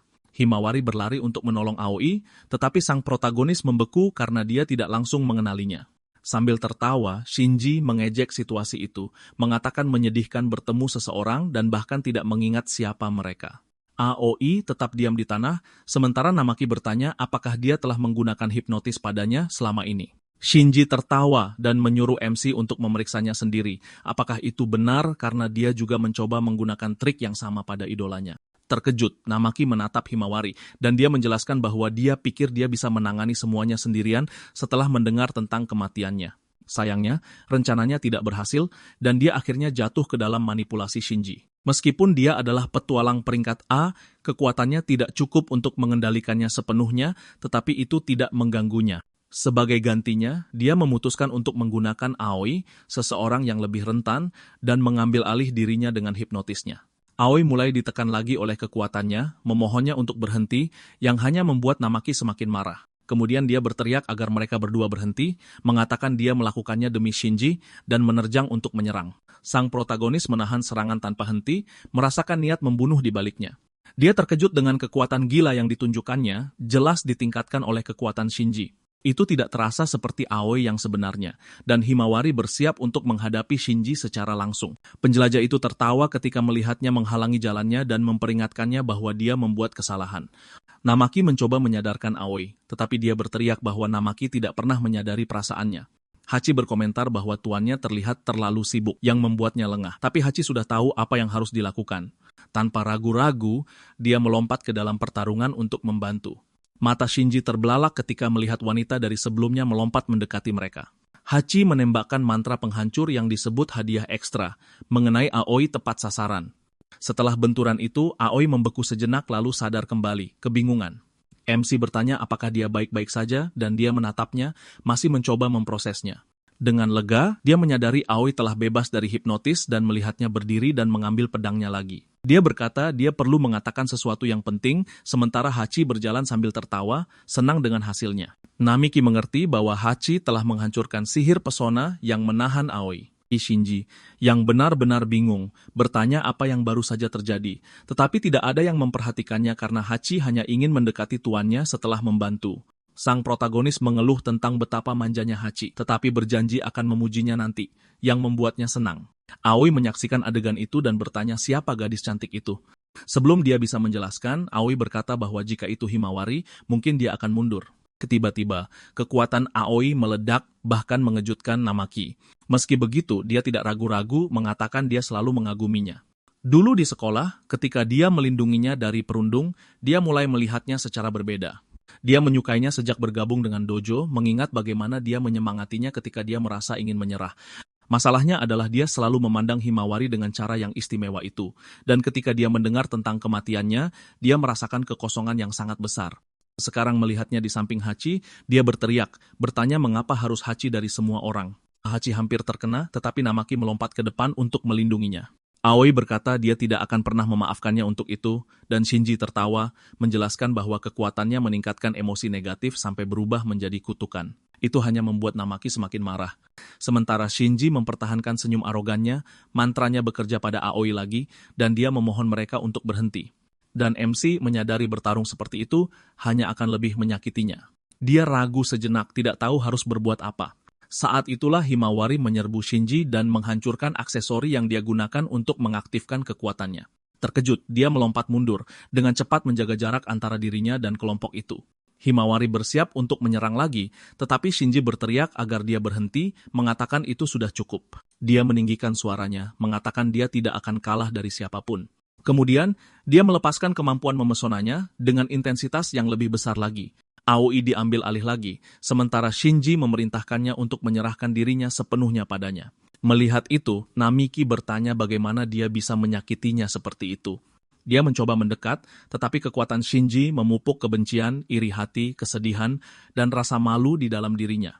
Shinji ingin mengambil semua perasaan itu untuk dirinya sendiri dan menjadi lebih kuat. Di bawah hipnotis, Aoi setuju untuk menyerahkan kekuatannya, dan energi itu mengalir ke tubuh Shinji. Himawari tercengang, sementara Hachi bergumam bahwa dia adalah jenis pengeksploitasi terburuk, seseorang yang menggunakan emosi negatif untuk keuntungannya sendiri. Shinji tersenyum, puas saat merasakan kekuatan tumbuh di dalam dirinya. Himawari bergerak lebih dulu untuk menghentikannya, tetapi Shinji melemparkannya ke belakang menggunakan gravitasinya. Gerakannya terkunci di udara, dan dia menyombongkan diri karena lebih kuat. Bahkan di bawah tekanan, Himawari tidak menyerah, bertekad untuk menyelamatkan Aoi. Shinji tertawa dan mengejeknya, mengatakan itu semua salahnya dan dia harus berlutut. Gravitasi menjadi lebih berat sampai Namiki turun tangan untuk mencegahnya terluka. Dia menyuruh Shinji berhenti, menuduhnya menyakiti orang-orang yang dia sayangi. Namun, Shinji menyebut MC, seorang munafik yang berpura-pura menjadi pahlawan. Tekanan gravitasi menimpa Namiki, mencoba memaksanya berlutut. Tetapi bahkan menggunakan versi yang ditingkatkan, Shinji menyadari itu tidak berhasil. Sang protagonis bertanya hal gila macam apa yang telah dia lakukan sampai sekarang. Tanpa menjawab, Shinji meningkatkan kekuatannya menjadi gravitasi sangat tinggi. Bahkan saat itu, dia tidak bisa memberikan kerusakan apapun dan dia tercengang. Hachi menyaksikan dengan bangga, menyuruhnya untuk menyerah. Dengan marah, Shinji memutuskan untuk menyerang Aoi untuk menyakiti Namiki. Himawari berteriak agar dia berhenti, tetapi sudah terlambat. Dalam sekejap mata, MC muncul di belakangnya dan menebasnya dengan pedangnya, menyebutnya penjahat. Jeritan kesakitannya bergema di seluruh lantai, sementara Shinji mencengkeram tangannya yang terluka. Tidak ada yang berlari untuk membantunya.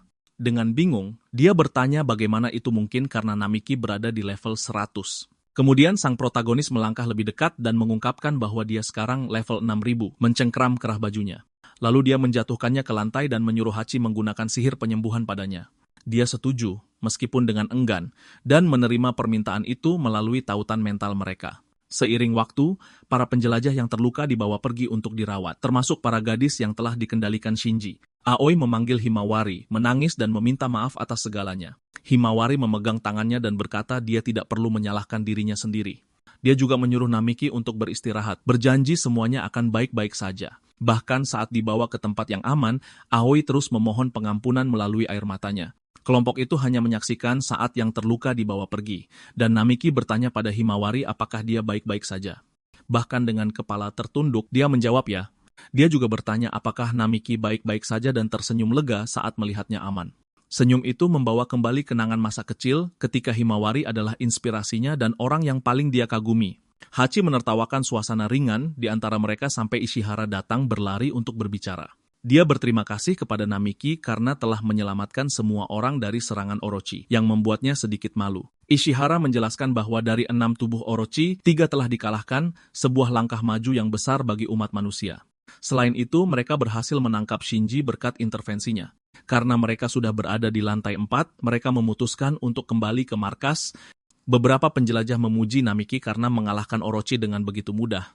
Semua kekaguman itu bahkan membuat sang protagonis tidak yakin bagaimana harus bereaksi. Hachi berkata dalam hati bahwa dia sengaja menghabisi ekor-ekor itu dan dia tidak boleh melupakan hadiah yang dijanjikan. Dia setuju untuk menebusnya nanti, dan Ishihara memintanya untuk menyebutkan namanya lagi. Saat dia memperkenalkan diri, banyak orang teringat bahwa dialah penjelajah pertama yang mencapai level 100. Beberapa berbisik, mengatakan aneh bagi seseorang yang dianggap lemah menjadi begitu kuat meskipun levelnya naik dengan cepat. Mengalahkan Orochi seperti itu tampak mustahil. Himawari menghentikan bisikan itu, dan Ishihara mengakui beberapa komentar itu tidak sopan. Meski begitu, mereka secara resmi berterima kasih padanya dan mengatakan bisa menawarkan hadiah. Namiki terkejut mendengarnya sampai Hachi berbisik dalam hati bahwa dia menginginkan sesuatu yang istimewa. Dia mengerti maksudnya adalah tong-tong alkohol dan tersenyum, mengingat kelemahan mereka.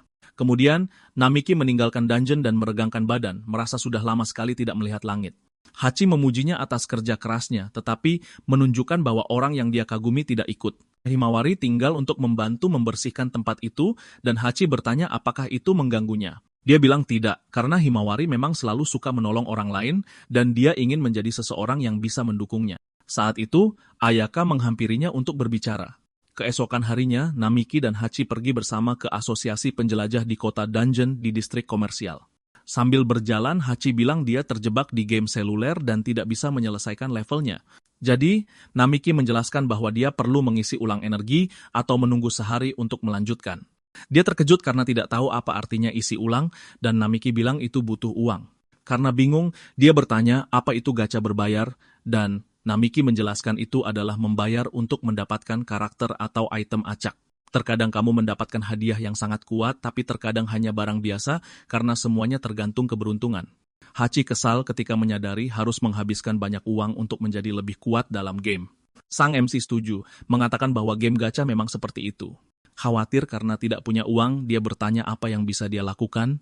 Dia menyarankan agar Hachi bekerja, membuka rekening, atau bahkan menjadi penjelajah seperti dirinya. Meskipun menyamar dengan tudung besar, Hachi tetap menarik perhatian kemanapun dia pergi. Dalam pertempuran sebelumnya, banyak orang telah melihat wujud aslinya dan beritanya sudah mulai menyebar. Namiki tahu jika Hachi tidak hati-hati, rumor tentang identitasnya bisa menjadi berbahaya. Ada juga kerusakan yang terjadi di kota, dan mereka tidak bisa membiarkan siapapun tahu bahwa Hachi adalah Orochi tingkat bencana yang asli. Tiba-tiba, dia berteriak pada Namiki karena tidak memperhatikan, dan Namiki meminta maaf karena melamun. Hachi bertanya apakah dia khawatir lagi, seperti hari pertama mereka bertemu. Sambil tertawa, dia mengumumkan keputusannya untuk menjadi seorang petualang yang membuatnya benar-benar terkejut. Namiki mencoba menjelaskan bahwa dalam keadaannya saat ini, hal itu bisa menjadi rumit. Dia bertanya-tanya apakah asosiasi akan menerima seseorang seperti Hachi, tetapi Hachi bilang dengan pengaruhnya sekarang, mungkin mereka bisa melakukannya. Dia bilang itu tidak sesederhana itu, dan Hachi tersenyum, mengakui bahwa dia sebenarnya hanya ingin menghasilkan uang untuk dihabiskan pada gacha. Di perjalanan, Namiki berkata bahwa Hachi terus bermain sejak kemarin, dan Hachi mengeluh tidak ingin mengganggu kemajuannya. Dari atas sebuah gedung, beberapa orang mengamati mereka berdua dalam diam saat mereka menuju markas asosiasi. Ketika mereka tiba, Ayaka menyambut mereka dengan senyuman, mengatakan bahwa dia sudah menunggu. Seketika, sang MC memperkenalkan Hachi sebagai seorang teman. Dia menggoda, bertanya apakah dia tidak bisa disebut pelayan, dan Namiki menyuruhnya berhenti. Ayaka tertawa melihat pertengkaran mereka dan membawa mereka masuk ke dalam gedung. Namiki bertanya mengapa mereka dipanggil. Ayaka bilang akan menjelaskan semuanya di kantor dan mengantar mereka ke lift. Dia menyebutkan bahwa selama penaklukan Orochi, dia melihat betapa hebatnya mereka berdua bertarung. Ketika dia melaporkannya ke asosiasi, manajer senior menunjukkan minat untuk bertemu dengannya. Membuat sang MC terkejut dengan berita itu, Ayaka menambahkan bahwa Himawari dan Ishihara juga dipanggil. Dia bilang mereka bisa datang besok, tapi dia lebih suka mereka ikut sekarang juga. Tak lama kemudian, mereka tiba di markas, dan Namiki bertanya-tanya mengapa manajer ingin berbicara dengannya. Hachi berbicara padanya secara mental, menanyakan apakah dia merasakan sesuatu yang aneh. Saat mereka naik, kehadiran yang kuat sepertinya semakin mendekat. Namiki setuju, merasa seperti mereka telah diawasi sejak lama. Hachi memperingatkannya untuk tetap waspada. Di lantai 48, Ayaka membawa mereka ke sebuah pintu, masuk lebih dulu meminta izin, dan manajer berbalik untuk menyambut mereka. Ayaka, setelah menyelesaikan tugasnya, meninggalkan ruangan. Meninggalkan sang MC sendirian dengan pria berjas, dia memperkenalkan dirinya sebagai Presiden Asosiasi Penjelajah dan menyapa sang protagonis. Lalu dia langsung bertanya siapa gadis di sebelahnya. Sementara pria tua itu berbasa-basi, Haruka berpikir bahwa meskipun dengan wajah konyol itu, dia sangat kuat, dan Hachi berkata meskipun dia tidak tahu apa dia menyembunyikan sesuatu. Sang protagonis tidak mengerti mengapa, mereka langsung dipanggil ke sana dan bertanya apakah pria tua itu menginginkan sesuatu. Dengan senyum licik, Presiden mengatakan dia ingin berterima kasih karena telah membantu menaklukkan Orochi tempo hari dan menangkap para penjahat. Tepat setelah itu, dia menjadi bersemangat, mengatakan Kyogoku memberitahunya tentang pertarungan mereka yang luar biasa, dan dia terkesan bahwa anak itu mengalahkan 3 wujud kelas bencana dengan 1 serangan. Tiba-tiba, pria berjas itu menjadi lebih serius, dan bertanya, apakah Haruka telah membuat kontrak dengan penjahat itu? Dengan cepat, pemuda itu merasakan aura tersebut dan menjadi takut. Dia bahkan mencoba menganalisis pria itu, tetapi rekannya mengingatkannya bahwa dia tidak memiliki skill deteksi. Wanita itu mengatakan pria tua itu menggunakan sihir kelas mitos, dan dia tidak bisa membaca statusnya. Mendengar itu, sang protagonis bertanya apakah itu sihir yang sama yang dia gunakan sebelumnya. Gadis itu pun menjawab persis seperti itu dan mengatakan dia tidak tahu apa itu, tapi yang pasti pria itu punya banyak sekali informasi. Melihat pria tua itu bukan orang biasa, dia meminta rekannya untuk tetap di belakangnya. Setelah itu, pria berjas itu mengaktifkan skill, menyarankan agar mereka menguji kemampuan mereka. Sementara itu, di lorong, 2 rekan kerja dari ruangan itu lewat, bertanya apakah mereka sudah di dalam, dan sekretaris mengatakan mereka mungkin sedang mengobrol dengan bosnya. Tiba-tiba, pintu itu jatuh menimpa kepalanya. Otomatis, Himawari mengeluarkan pedangnya, penasaran dengan apa yang terjadi karena dia merasakan sumber energi yang sangat besar. Sang protagonis memberitahu rekannya untuk tidak terlalu dekat. Setelah itu, Presiden menembakkan skillnya ke arah Haruka. Anak laki-laki itu bahkan mencoba menggunakan pengamatan dewanya, tetapi tidak bisa. Pemuda itu menoleh ke Hachi dan mengatakan dia akan menyerahkan Kyogoku dan Ishihara padanya. Lalu pria itu berlari ke arah Himawari, berpikir bahwa sekarang adalah saatnya mati-matian. Sang protagonis mencoba menetralkan serangan musuhnya, tetapi dia hanya berhasil membaginya. Melihat tidak ada cara untuk menghindarinya, anak laki-laki itu memeluk rekannya untuk melindunginya. Namun, Hachi maju ke depan, menerima semua kerusakan dan menampakkan wujud aslinya. Bahkan setelah itu, gadis itu bertanya sambil tersenyum apakah pemuda itu terluka. Dengan panik, Haruka bilang dia baik-baik saja tapi dia khawatir dengan lukanya dan wanita itu menjelaskan bahwa dia hanya lengah. Himawari berterima kasih atas bantuannya dan mengatakan mereka perlu mengobati luka-luka itu dengan cepat, tapi dia tampak sama sekali tidak peduli. Tepat setelah itu, Hachi memutuskan untuk menggunakan skill untuk menyembuhkan lukanya, membuat gadis itu terkejut karena dia kembali normal dalam hitungan detik. Sang protagonis bertanya apakah rekan setimnya benar-benar baik-baik saja, dan wanita itu menjawab ya. Setelah itu, dia berkata mereka harus lebih serius mulai sekarang. Jika tidak, mereka akan mati. Pria tua itu pun terkesan karena mereka berdua lebih hebat dari yang dilaporkan. Itu membuatnya semakin bersemangat untuk melawan mereka, dan yang muda juga sudah siap. Tapi sekretaris itu muncul sambil berteriak seperti orang gila, menyuruh mereka untuk berhenti. Jadi semua orang memutuskan untuk tenang dan mulai membersihkan kekacauan itu. Lalu Presiden meminta maaf karena sudah berlebihan. Sekretarisnya mengatakan bahwa dia sudah memberitahunya tentang status Namiki, dan jika dia mengerahkan seluruh kekuatannya, dia akan menghancurkan dan merusak area di sekitar mereka. Lalu dia memintanya untuk memikirkan hal itu, dan pria itu berkata dia mengerti. Tidak mengerti apa-apa, Haruka mendekat dan bertanya apa yang sedang terjadi di sana. Setelah itu, wanita itu menjelaskan bahwa mereka memanggilnya ke sana hanya untuk memeriksanya, karena ada kemungkinan mereka berdua bisa menjadi musuh mereka. Gadis itu bertanya apakah Hachi adalah Orochi bencana, membuat semua orang di sana sangat terkejut, dan gadis itu pun penasaran bagaimana mereka bisa tahu. Lalu Presiden menunjukkannya, dan wanita itu merasakan kehadiran lain di dalam dirinya. Menyadari siapa itu, Hachi mengatakan makhluk itu tinggal di kedalaman dungeon, atau setidaknya di sanalah seharusnya berada. Sang protagonis bertanya apakah rekan setimnya mengenalnya, dan gadis itu mengungkapkan bahwa mereka punya sejarah bersama. Tepat setelah itu, dia bilang dia mengira Lindworm akan menjauhi manusia dan tidak akan membuat kontrak dengan mereka. Haruka menyadari mereka memiliki hubungan dan bertanya-tanya apakah ada naga lain. Sebelum mereka melanjutkan percakapan, Hachi penasaran siapa sekretaris di sampingnya, membuatnya merasa canggung. Pria berjas itu menjelaskan kalau dia setengah manusia dan setengah monster, dan dia telah membuat kontrak dengan ibunya. Himawari bilang dia pernah mendengar tentang orang seperti itu, tapi ini pertama kalinya dia melihatnya secara langsung.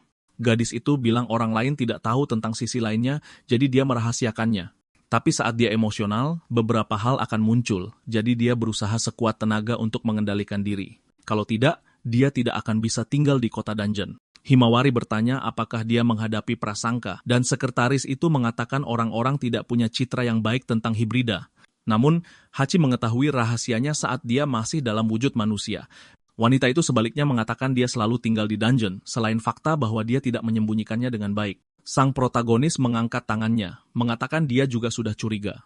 Mendengar itu, Haruka memarahi rekan setimnya, memperingatkan bahwa seharusnya dia mengatakannya lebih awal. Himawari bertanya, apakah kalau begitu Kyogoku mengatakan yang sebenarnya tadi tentang Hachi yang merupakan orci kelas bencana, dan dia menjawab ya.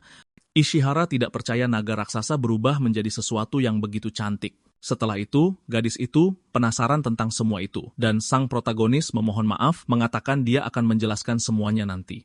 Tapi untuk sekarang, dia memintanya untuk tenang. Sambil tersenyum, sang presiden mengatakan semuanya menjadi menarik dan menyarankan untuk melanjutkan percakapan di tempat lain. Di ruang rapat, sekretaris mengatakan bahwa menurut hasil penyelidikan, Haruka dan Hachi bukanlah musuh. Lalu dia berterima kasih kepada keduanya karena telah bekerja sama, tetapi pria tua itu mengatakan mereka masih terlihat waspada. Sang protagonis berpikir betapa jelasnya hal itu karena beberapa saat yang lalu, presiden menyerangnya, dan terlebih lagi, dia adalah kontraktor Lindworm. Setelah itu, pria itu berkata anak itu bisa santai karena Hachi adalah orci kelas bencana dan tetap melindungi manusia dalam pertarungan. Dia juga mengatakan perselisihan kecil ini tidak akan membuat mereka menjadi musuh. Bos itu berkata kalau begitu mereka berdua bisa mempercayainya. Tepat setelah itu, bawahannya berterima kasih atas semua upaya dalam pasukan penaklukan Orochi. Sambil tersenyum, wanita itu meminta mereka untuk merahasiakan semua yang terjadi dan mengatakan mereka akan menerima hadiah. Himawari bahkan mencoba memberikan pendapatnya, tetapi pria itu membungkuk, menunjukkan rasa terima kasih atas segalanya. Setelah itu, dia memberitahu Haruka bahwa mulai saat itu, dia secara resmi menjadi penjelajah peringkat A. Pemuda itu, sebaliknya, mengakui dia sedikit gugup karena dia hanya peringkat D, tetapi pria tua itu ingat sang protagonis membuktikan kemampuannya di pertarungan terakhir. Jadi dia yakin dia memenuhi syarat. Himawari memintanya untuk memikirkannya lagi karena dia telah mengawasinya bertarung selama ini. Dengan begitu, kedua belah pihak mencapai kesepakatan. Bos itu kemudian memutuskan kalau begitu, mereka bisa secara resmi membiarkan Hachi bergabung dengan asosiasi. Mendengar itu, gadis itu memeluk sang protagonis, senang karena mereka bisa tetap bersama. Himawari, sementara itu, mengawasi mereka dengan tatapan mengancam, menyuruh rekannya untuk menjelaskan secara rinci apa hubungan di antara keduanya. Sementara itu, di kota, orang-orang sudah tahu berita tentang seorang pria peringkat D yang tiba-tiba menjadi peringkat A, tetapi mereka pikir itu hanya berita bohong. Di ponsel seseorang di dekatnya hanya ada artikel tentang promosi itu. Seorang pria yang terlihat seperti Michael Jackson muncul, penasaran dengan apa yang sedang dilihatnya, dan apakah dia boleh ikut melihat. Dan seorang gadis kecil pirang bernama Ichigo mengatakan dia boleh melihat sesukanya. Saat dia sedang mandi, Himawari teringat ketika desanya diserbu oleh monster. Gadis itu melangkah di depan Haruka untuk melindunginya dan bertanya apakah dia baik-baik saja. Pemuda itu meyakinkannya, mengatakan itu hanya goresan kecil. Wanita itu kemudian penasaran mengapa makhluk-makhluk itu ada di desa, dan saat lengah, sesosok makhluk menyerangnya. Melihat itu, sang protagonis mengambil pedangnya dan siap mengejar monster itu. Namun, Himawari melangkah maju, menerima pukulan di bahu. Melihat itu, Haruka mulai menangis, berjanji untuk menjadi lebih kuat agar suatu hari nanti dia bisa melindunginya. Kembali ke masa kini, Hachi sedang mencoba beberapa pakaian di sebuah toko dan bertanya pada rekannya apa pendapatnya. Anak laki-laki itu kemudian mengatakan itu sama sekali tidak terlihat buruk untuknya dan Himawari, di sisi lain, tidak menahan pujian dan mengatakan itu terlihat sempurna. Tepat setelah itu, mereka penasaran bagaimana wanita itu berhasil menyembunyikan ekornya dan dia menjelaskan dia mendapat beberapa tips dari Kyogoku. Haruka berkomentar bahwa mereka berdua menghabiskan banyak waktu bersama. Wanita itu memutuskan untuk membeli pakaian itu, tetapi dia masih belum puas dan sudah mengajak mereka pergi ke toko lain. Himawari memintanya untuk menunggu sebentar karena dia harus membayar terlebih dahulu. Namun, Hachi mengungkapkan bahwa dia benar-benar bangkrut. Setelah itu, dia bertanya apakah sang protagonis bisa membayar kali ini. Pria itu tidak keberatan, tetapi sebelum dia melakukan apapun, rekannya menawarkan untuk membayar tagihannya. Haruka bilang dia tidak perlu melakukan itu, dan gadis itu bilang tidak apa-apa. Hachi membantunya tempo hari, jadi dengan cara ini mereka akan impas. Wanita itu menjadi sangat bersemangat mengatakan dia adalah orang yang baik. Lalu dia bertanya apakah dia boleh memanggilnya Himawari-chan mulai sekarang, dan dia bilang tidak apa-apa. Setelah beberapa saat, mereka pergi ke kafe di mana sang protagonis berterima kasih atas bantuannya tadi, dan gadis itu tertawa, bercanda bahwa tampaknya bagus dia ada di sana. Hachi merasa bosan, bertanya apakah sudah waktunya untuk pulang. Pria itu sebaliknya mengatakannya, dan wanita itu mulai bersenandung, mengatakan sudah waktunya untuk balas dendam. Haruka terkejut bahwa dia berencana untuk terus bermain begitu mereka sampai di rumah. Mendengar itu, Himawari terlihat agak terganggu, bertanya-tanya apakah mereka tinggal bersama, dan pria itu menjawab, ya. Sang protagonis menjelaskan bahwa gadis itu tidak punya uang untuk mencari tempat lain. Hachi mengatakan bahwa, tentu saja, dia akan tinggal di sisi tuannya. Setelah itu, Himawari penasaran mengapa wanita itu memanggil rekannya seperti itu. Lalu dia menyudutkan anak laki-laki itu ke dinding bertanya apakah dia menyukai hal-hal seperti itu dan dia menjadi semakin gugup. Tiba-tiba, gadis itu menyarankan agar dia dan Hachi tinggal bersama. Wanita itu mengatakan dia tidak bisa meninggalkan sisi tuannya, tetapi Himawari mengatakan dia juga boleh ikut. Setelah itu, ponsel sang protagonis mulai bergetar dan dia meninggalkan meja untuk melihat ada apa. Itu Kyogoku yang mengatakan ada permintaan mendesak untuk asosiasi penjelajahnya. Sekretaris itu mengatakan sejumlah besar goblin muncul di lantai 3 dungeon dan salah satunya adalah juara goblin. Karena itu, banyak orang terluka dan wanita itu bertanya apakah mereka bisa mampir ke sana. Setelah itu, kelompok itu menerima permintaan tersebut dan menuju ke tempat itu. Di dalam, Hachi penasaran apakah tuannya tidak lelah karena mereka sudah berlari cukup lama, tetapi pria itu mengatakan masih ada lebih dari 1 kilometer yang membuat rekan setimnya kecewa. Lalu dia bertanya mengapa mereka berjalan kaki. Sang protagonis ingat bahwa wanita itu hanya bisa bergerak cepat di tempat yang ada air dan di sini tidak ada. Hachi kemudian menyarankan mereka menggunakan mobil, tetapi Himawari mengatakan mereka tidak memiliki izin untuk menggunakan kendaraan asosiasi dan ada proses yang harus dilalui. Gadis itu mengatakan ketika mereka pergi untuk memusnahkan Orochi, mereka mengajukan permintaan tetapi mereka tidak mendapatkan apa-apa. Mereka tidak bisa mengendalikan pengaturan kendaraan karena keadaan darurat. Hachi menjadi kecil hati karena manusia yang bersikeras pada aturan dan sang protagonis menjelaskan bahwa aturan menjaga ketertiban. Setelah itu, Haruka memperhatikan pemeliharaan tempat itu dan penasaran dari mana mereka mendapatkan sumber daya tersebut. Tiba-tiba, kepalanya mulai sakit dan rekannya bertanya apakah dia baik-baik saja. Pria itu menjawab ya dan berterima kasih atas kekhawatirannya. Harus segera mereka melihat cahaya di ujung terowongan. Dan ketika mereka sampai di sana, mereka tidak mengerti apa yang terjadi. Di depan mereka ada sekelompok goblin yang tumbang tergeletak di tanah. Anak laki-laki itu berkata sepertinya ada orang yang sampai di sana sebelum mereka. Setelah itu, mereka menyadari pria yang terlihat seperti Michael Jackson itu berdiri di sana tersenyum pada mereka. Sang protagonis bertanya-tanya apakah dia mengurus makhluk-makhluk itu sendirian, tetapi pria itu mengatakan dia bersama orang lain. Mendengar itu, mereka bertiga menjadi waspada, dan Haruka mengatakan dia tidak melihat orang lain. Tetapi pria itu mengatakan dia salah lagi, karena rekannya ada tepat di sampingnya. Tiba-tiba, pemuda itu menyadari kehadiran gadis itu, membuatnya bingung kapan dia bisa begitu dekat tanpa dia sadari. Pria misterius itu, sebaliknya, mengungkapkan bahwa dia sudah ada di sana sejak awal. Lalu gadis itu membuka mulutnya untuk mengatakan bahwa sang protagonis kuat. Selanjutnya, gadis itu menerjang Haruka, tetapi dia berhasil menghindar dan terkesan dengan kecepatan lawannya.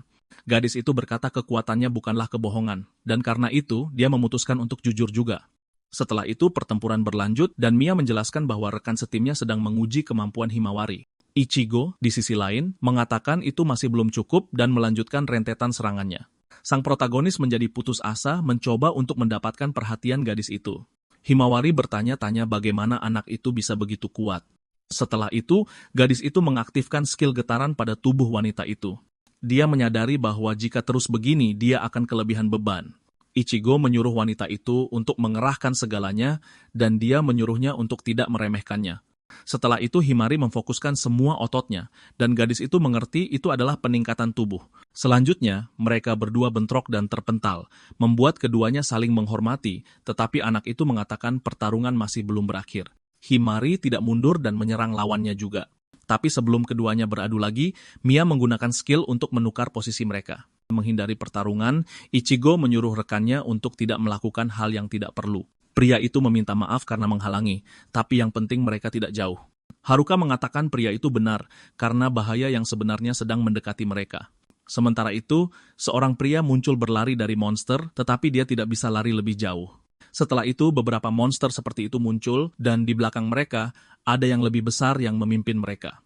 Himari bertanya apakah rekannya yakin, dan dia menjawab ya. Anak laki-laki itu mengatakan ada 30 makhluk dan satu makhluk tingkat lebih tinggi, dan mereka akan tiba dalam 1 menit. Mia terkesan dengan kemampuan sang protagonis. Ichigo menyadari rekan satu timnya sedang menatap yang lain dan mengatakan itu menjijikkan. Pria itu mengatakan situasinya serius, jadi mereka berdua akan bekerja sama. Tepat setelah itu, para monster muncul, mengejar para penjelajah lain, melihat yang paling besar dari semuanya. Haruka menganggap itu adalah pemimpin kelompoknya. Setelah itu, sistem memberikan rute terbaik untuk mengatasi situasi, membuat sang protagonis sadar mereka bisa melakukan ini bersama. Jadi anak laki-laki itu menyuruh Himari untuk maju bersama anak itu dan menyuruh Hachi untuk memberikan perlindungan. Sementara dia akan menyelamatkan yang tidak bersalah dan menangani yang besar. Tapi sebelum itu, pemuda itu memperkenalkan dirinya pada pasangan itu dan bertanya apakah Mia bisa membantu para gadis, dan dia langsung setuju. Calon Raja Pop itu terkesan karena sang protagonis berhasil menyusun rencana menggunakan kemampuan semua orang dengan begitu cepat. Sesosok makhluk menerjang Himari, tetapi dia berhasil membela diri dan menyerang balik, menyadari makhluk-makhluk itu bergerak dengan cara yang lebih canggih, seperti para penjelajah. Ichigo menyuruhnya untuk tetap waspada karena ada lebih banyak monster di belakangnya. Himari dengan mudah mengalahkan mereka semua dengan pedangnya. Bahkan gadis kecil itu menyadari makhluk-makhluk itu bertingkah aneh. Tepat setelah itu, dia meminta sesuatu pada Mia dan tiba-tiba kapak gadis itu menjadi besar. Para monster berlari ke arahnya, tetapi hanya dengan satu ayunan senjatanya, dia memusnahkan mereka semua. Setelah itu, pemimpin mayat hidup menjadi gila dan berlari ke arah seorang petualang. Melihat itu, Haruka bertanya-tanya apakah itu adalah skill unik. Lalu dia memperingatkan Hachi bahwa monster itu adalah masalah. Wanita itu mendukung tuannya agar dia bisa maju. Dengan gangguan itu, sang protagonis berhasil mendaratkan beberapa serangan pada monster itu, menghabisinya, dan mereka berdua naik level. Haruka dan rekannya merayakan kemenangan. Sementara itu, Himari mulai menatap rekan satu timnya dalam diam, dan dia bertanya apakah ada yang salah. Tapi dengan senyum di wajahnya, dia bilang tidak ada apa-apa. Lalu dia mulai berpikir tentang bagaimana pria itu telah banyak berubah. Para petualang yang dalam bahaya membungkuk, berterima kasih atas bantuan sebelumnya, tetapi anak laki-laki itu mengatakan mereka tidak perlu memperlakukannya seperti itu. Himari tersenyum, mengatakan dia sangat bangga pada sang protagonis, membuatnya merasa canggung. Anak laki-laki itu ingat ketika orang-orang mengejeknya karena menjadi level 100 yang lemah sebelum dia mati, tetapi sekarang berbeda karena dia menjadi sedikit lebih kuat dan dia mendapatkan teman yang bisa diandalkan.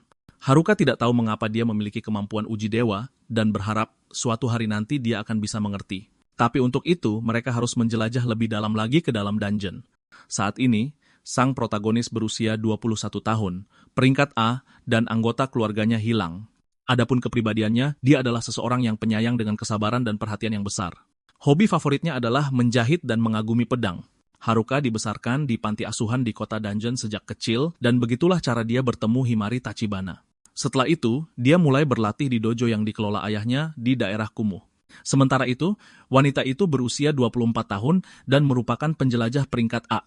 Dia berasal dari distrik Flow, di mana dia dibesarkan oleh keluarga orang tua tunggal.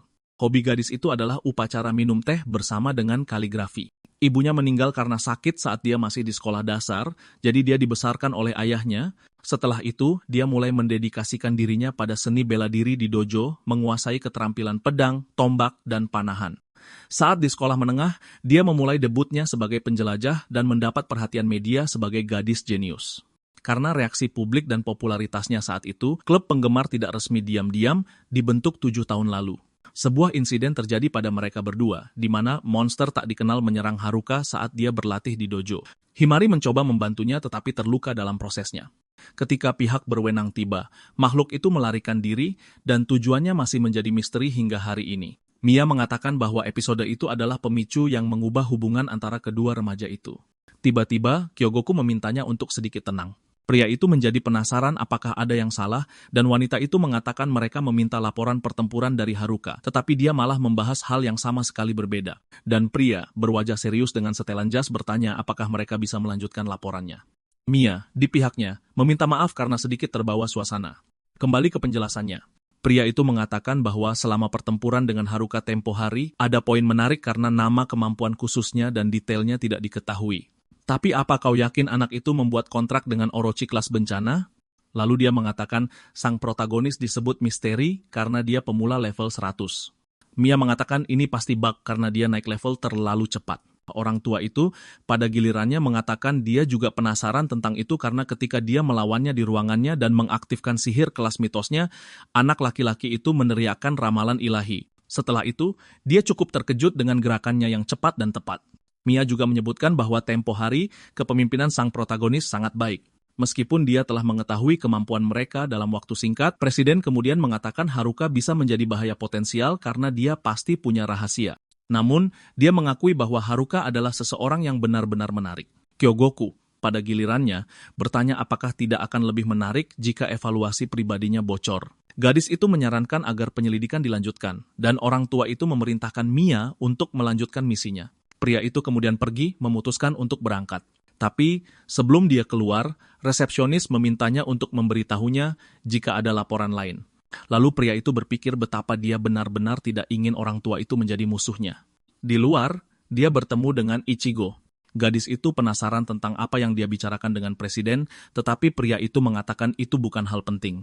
Setelah itu, Mia mengatakan gadis itu bisa membentuk tim dengan Haruka, dan ketika mendengarnya dia senang, pria itu lalu bertanya-tanya apakah Haruka akan menerima tawaran ini sekarang. Beberapa waktu berlalu, dan Himari sedang berdiri di suatu tempat, bertanya-tanya di mana rekan satu timnya. Tiba-tiba, kedua orang bodoh itu muncul berlari, dan Hachi bertanya mengapa mereka berlari lagi. Sang protagonis menjelaskan mereka sangat terlambat karena gadis itu butuh waktu lama untuk bangun. Wanita itu pada gilirannya mengatakan dia bahkan tidak bisa tidur sampai subuh. Namun, anak laki-laki itu mengatakan dia sudah memberitahu mereka akan berangkat pagi-pagi. Hachi mengatakan tempat itu bahkan tidak memiliki item yang bagus, tapi Haruka bilang dia lelah dengan alasannya. Tepat setelah itu, gadis itu meminta maaf kepada Himari karena terlambat, tetapi dia bilang tidak apa-apa. Wanita itu memeluk gadis itu, berterima kasih atas kebaikannya, dan mengatakan dia sangat berbeda dari seorang tuan tertentu. Setelah itu, Mia muncul bersama temannya dan meminta maaf karena terlambat juga. Pria itu menjelaskan bahwa Ichigo tidak pernah bangun karena dia memiliki tekanan darah rendah yang membuatnya lemah di pagi hari. Setelah itu, kelompok itu masuk ke dalam dungeon dengan tujuan memusnahkan bos dan anak buahnya di bagian terdalam.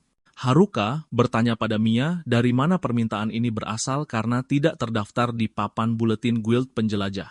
Selain itu, imbalannya sangat besar, sekitar 5.000. Hachi mengatakan jika mereka membaginya itu sekitar 1.000 masing-masing, yang membuatnya bersemangat untuk menghabiskan semuanya untuk permainannya.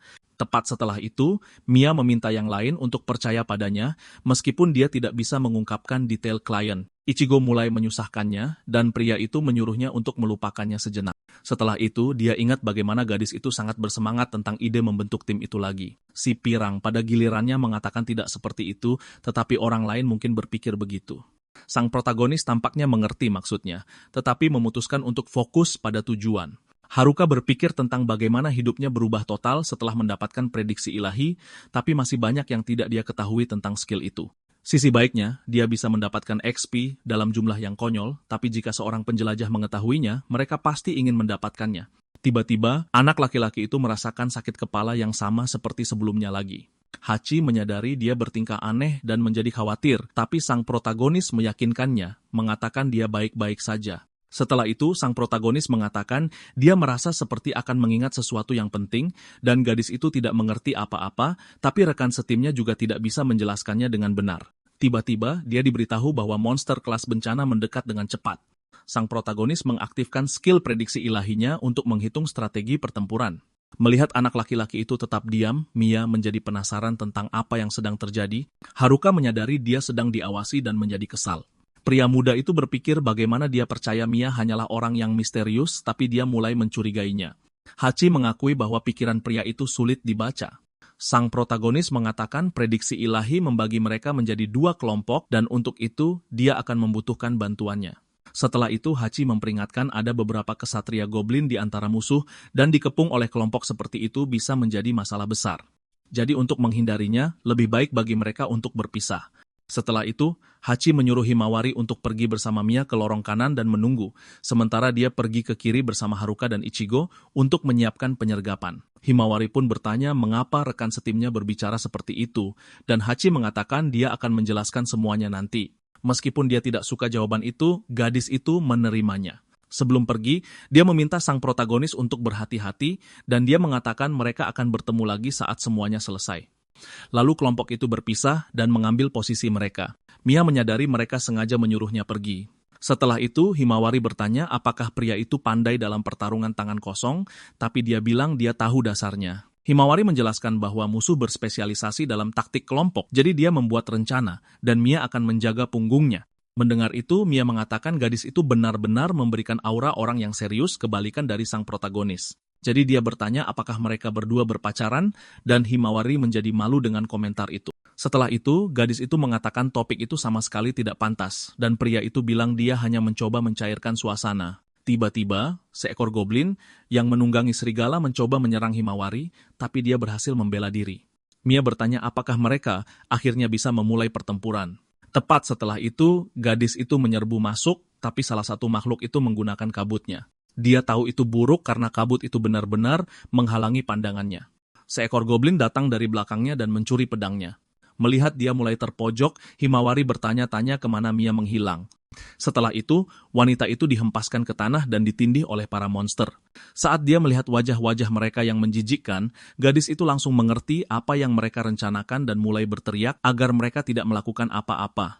Dia bahkan mencoba melakukan sesuatu, tapi dia tidak bisa mengerahkan kekuatan sama sekali. Himawari menyebut makhluk-makhluk itu sampah, tapi sebelum dia bisa terus menghina mereka, salah satu dari mereka menggigit bahunya. Saat dia berteriak kesakitan, goblin itu menatapnya seolah-olah menikmatinya. Dia berpikir tentang bagaimana spesies itu melihat wanita dan anak-anak tidak lebih dari target nafsu mereka, jadi mereka mungkin ingin menghancurkan semangat bertarungnya. Tapi monster seperti itu tidak memiliki kemampuan untuk menguras kekuatan dari tubuhnya, jadi dia mengasumsikan itu karena kabut tadi. Luka di bahu gadis itu mulai memburuk dan dia mulai putus asa, mencoba mencari jalan keluar. Himawari berpikir betapa menyedihkannya dia karena lengah dan dia menjadi frustrasi hanya dengan membayangkan Haruka melihatnya seperti ini. Salah satu goblin mengambil belatinya untuk menyelesaikan tugasnya. Tapi sebelum itu bisa terjadi, dia terhipnotis dan menjatuhkan senjatanya. Bahkan tanpa tahu apa yang terjadi, wanita itu memutuskan untuk tidak menyia-nyiakan kesempatan ini. Gadis itu berhasil melepaskan diri, tapi dia tahu jika dia berhenti bertarung, dia tidak akan bisa keluar dari situasi ini. Salah satu goblin menyerang dari belakang, tapi dia berhasil berbalik dengan cepat dan mengenainya dengan panah. Monster lain mencoba mengepungnya, tapi Himawari berhasil menghindar dan kemudian menghabisi serigala itu. Rasa lelah dari luka di bahunya mulai semakin hebat dan gadis itu berpikir dia harus menanganinya dengan cepat. Tepat setelah itu, dia menemukan pedangnya di tanah dan berlari untuk mengambilnya. Tapi akibatnya, dia malah terkena serangan di punggung. Meski begitu, wanita itu bangkit sekali lagi dan mengaktifkan kemampuan pada pedangnya.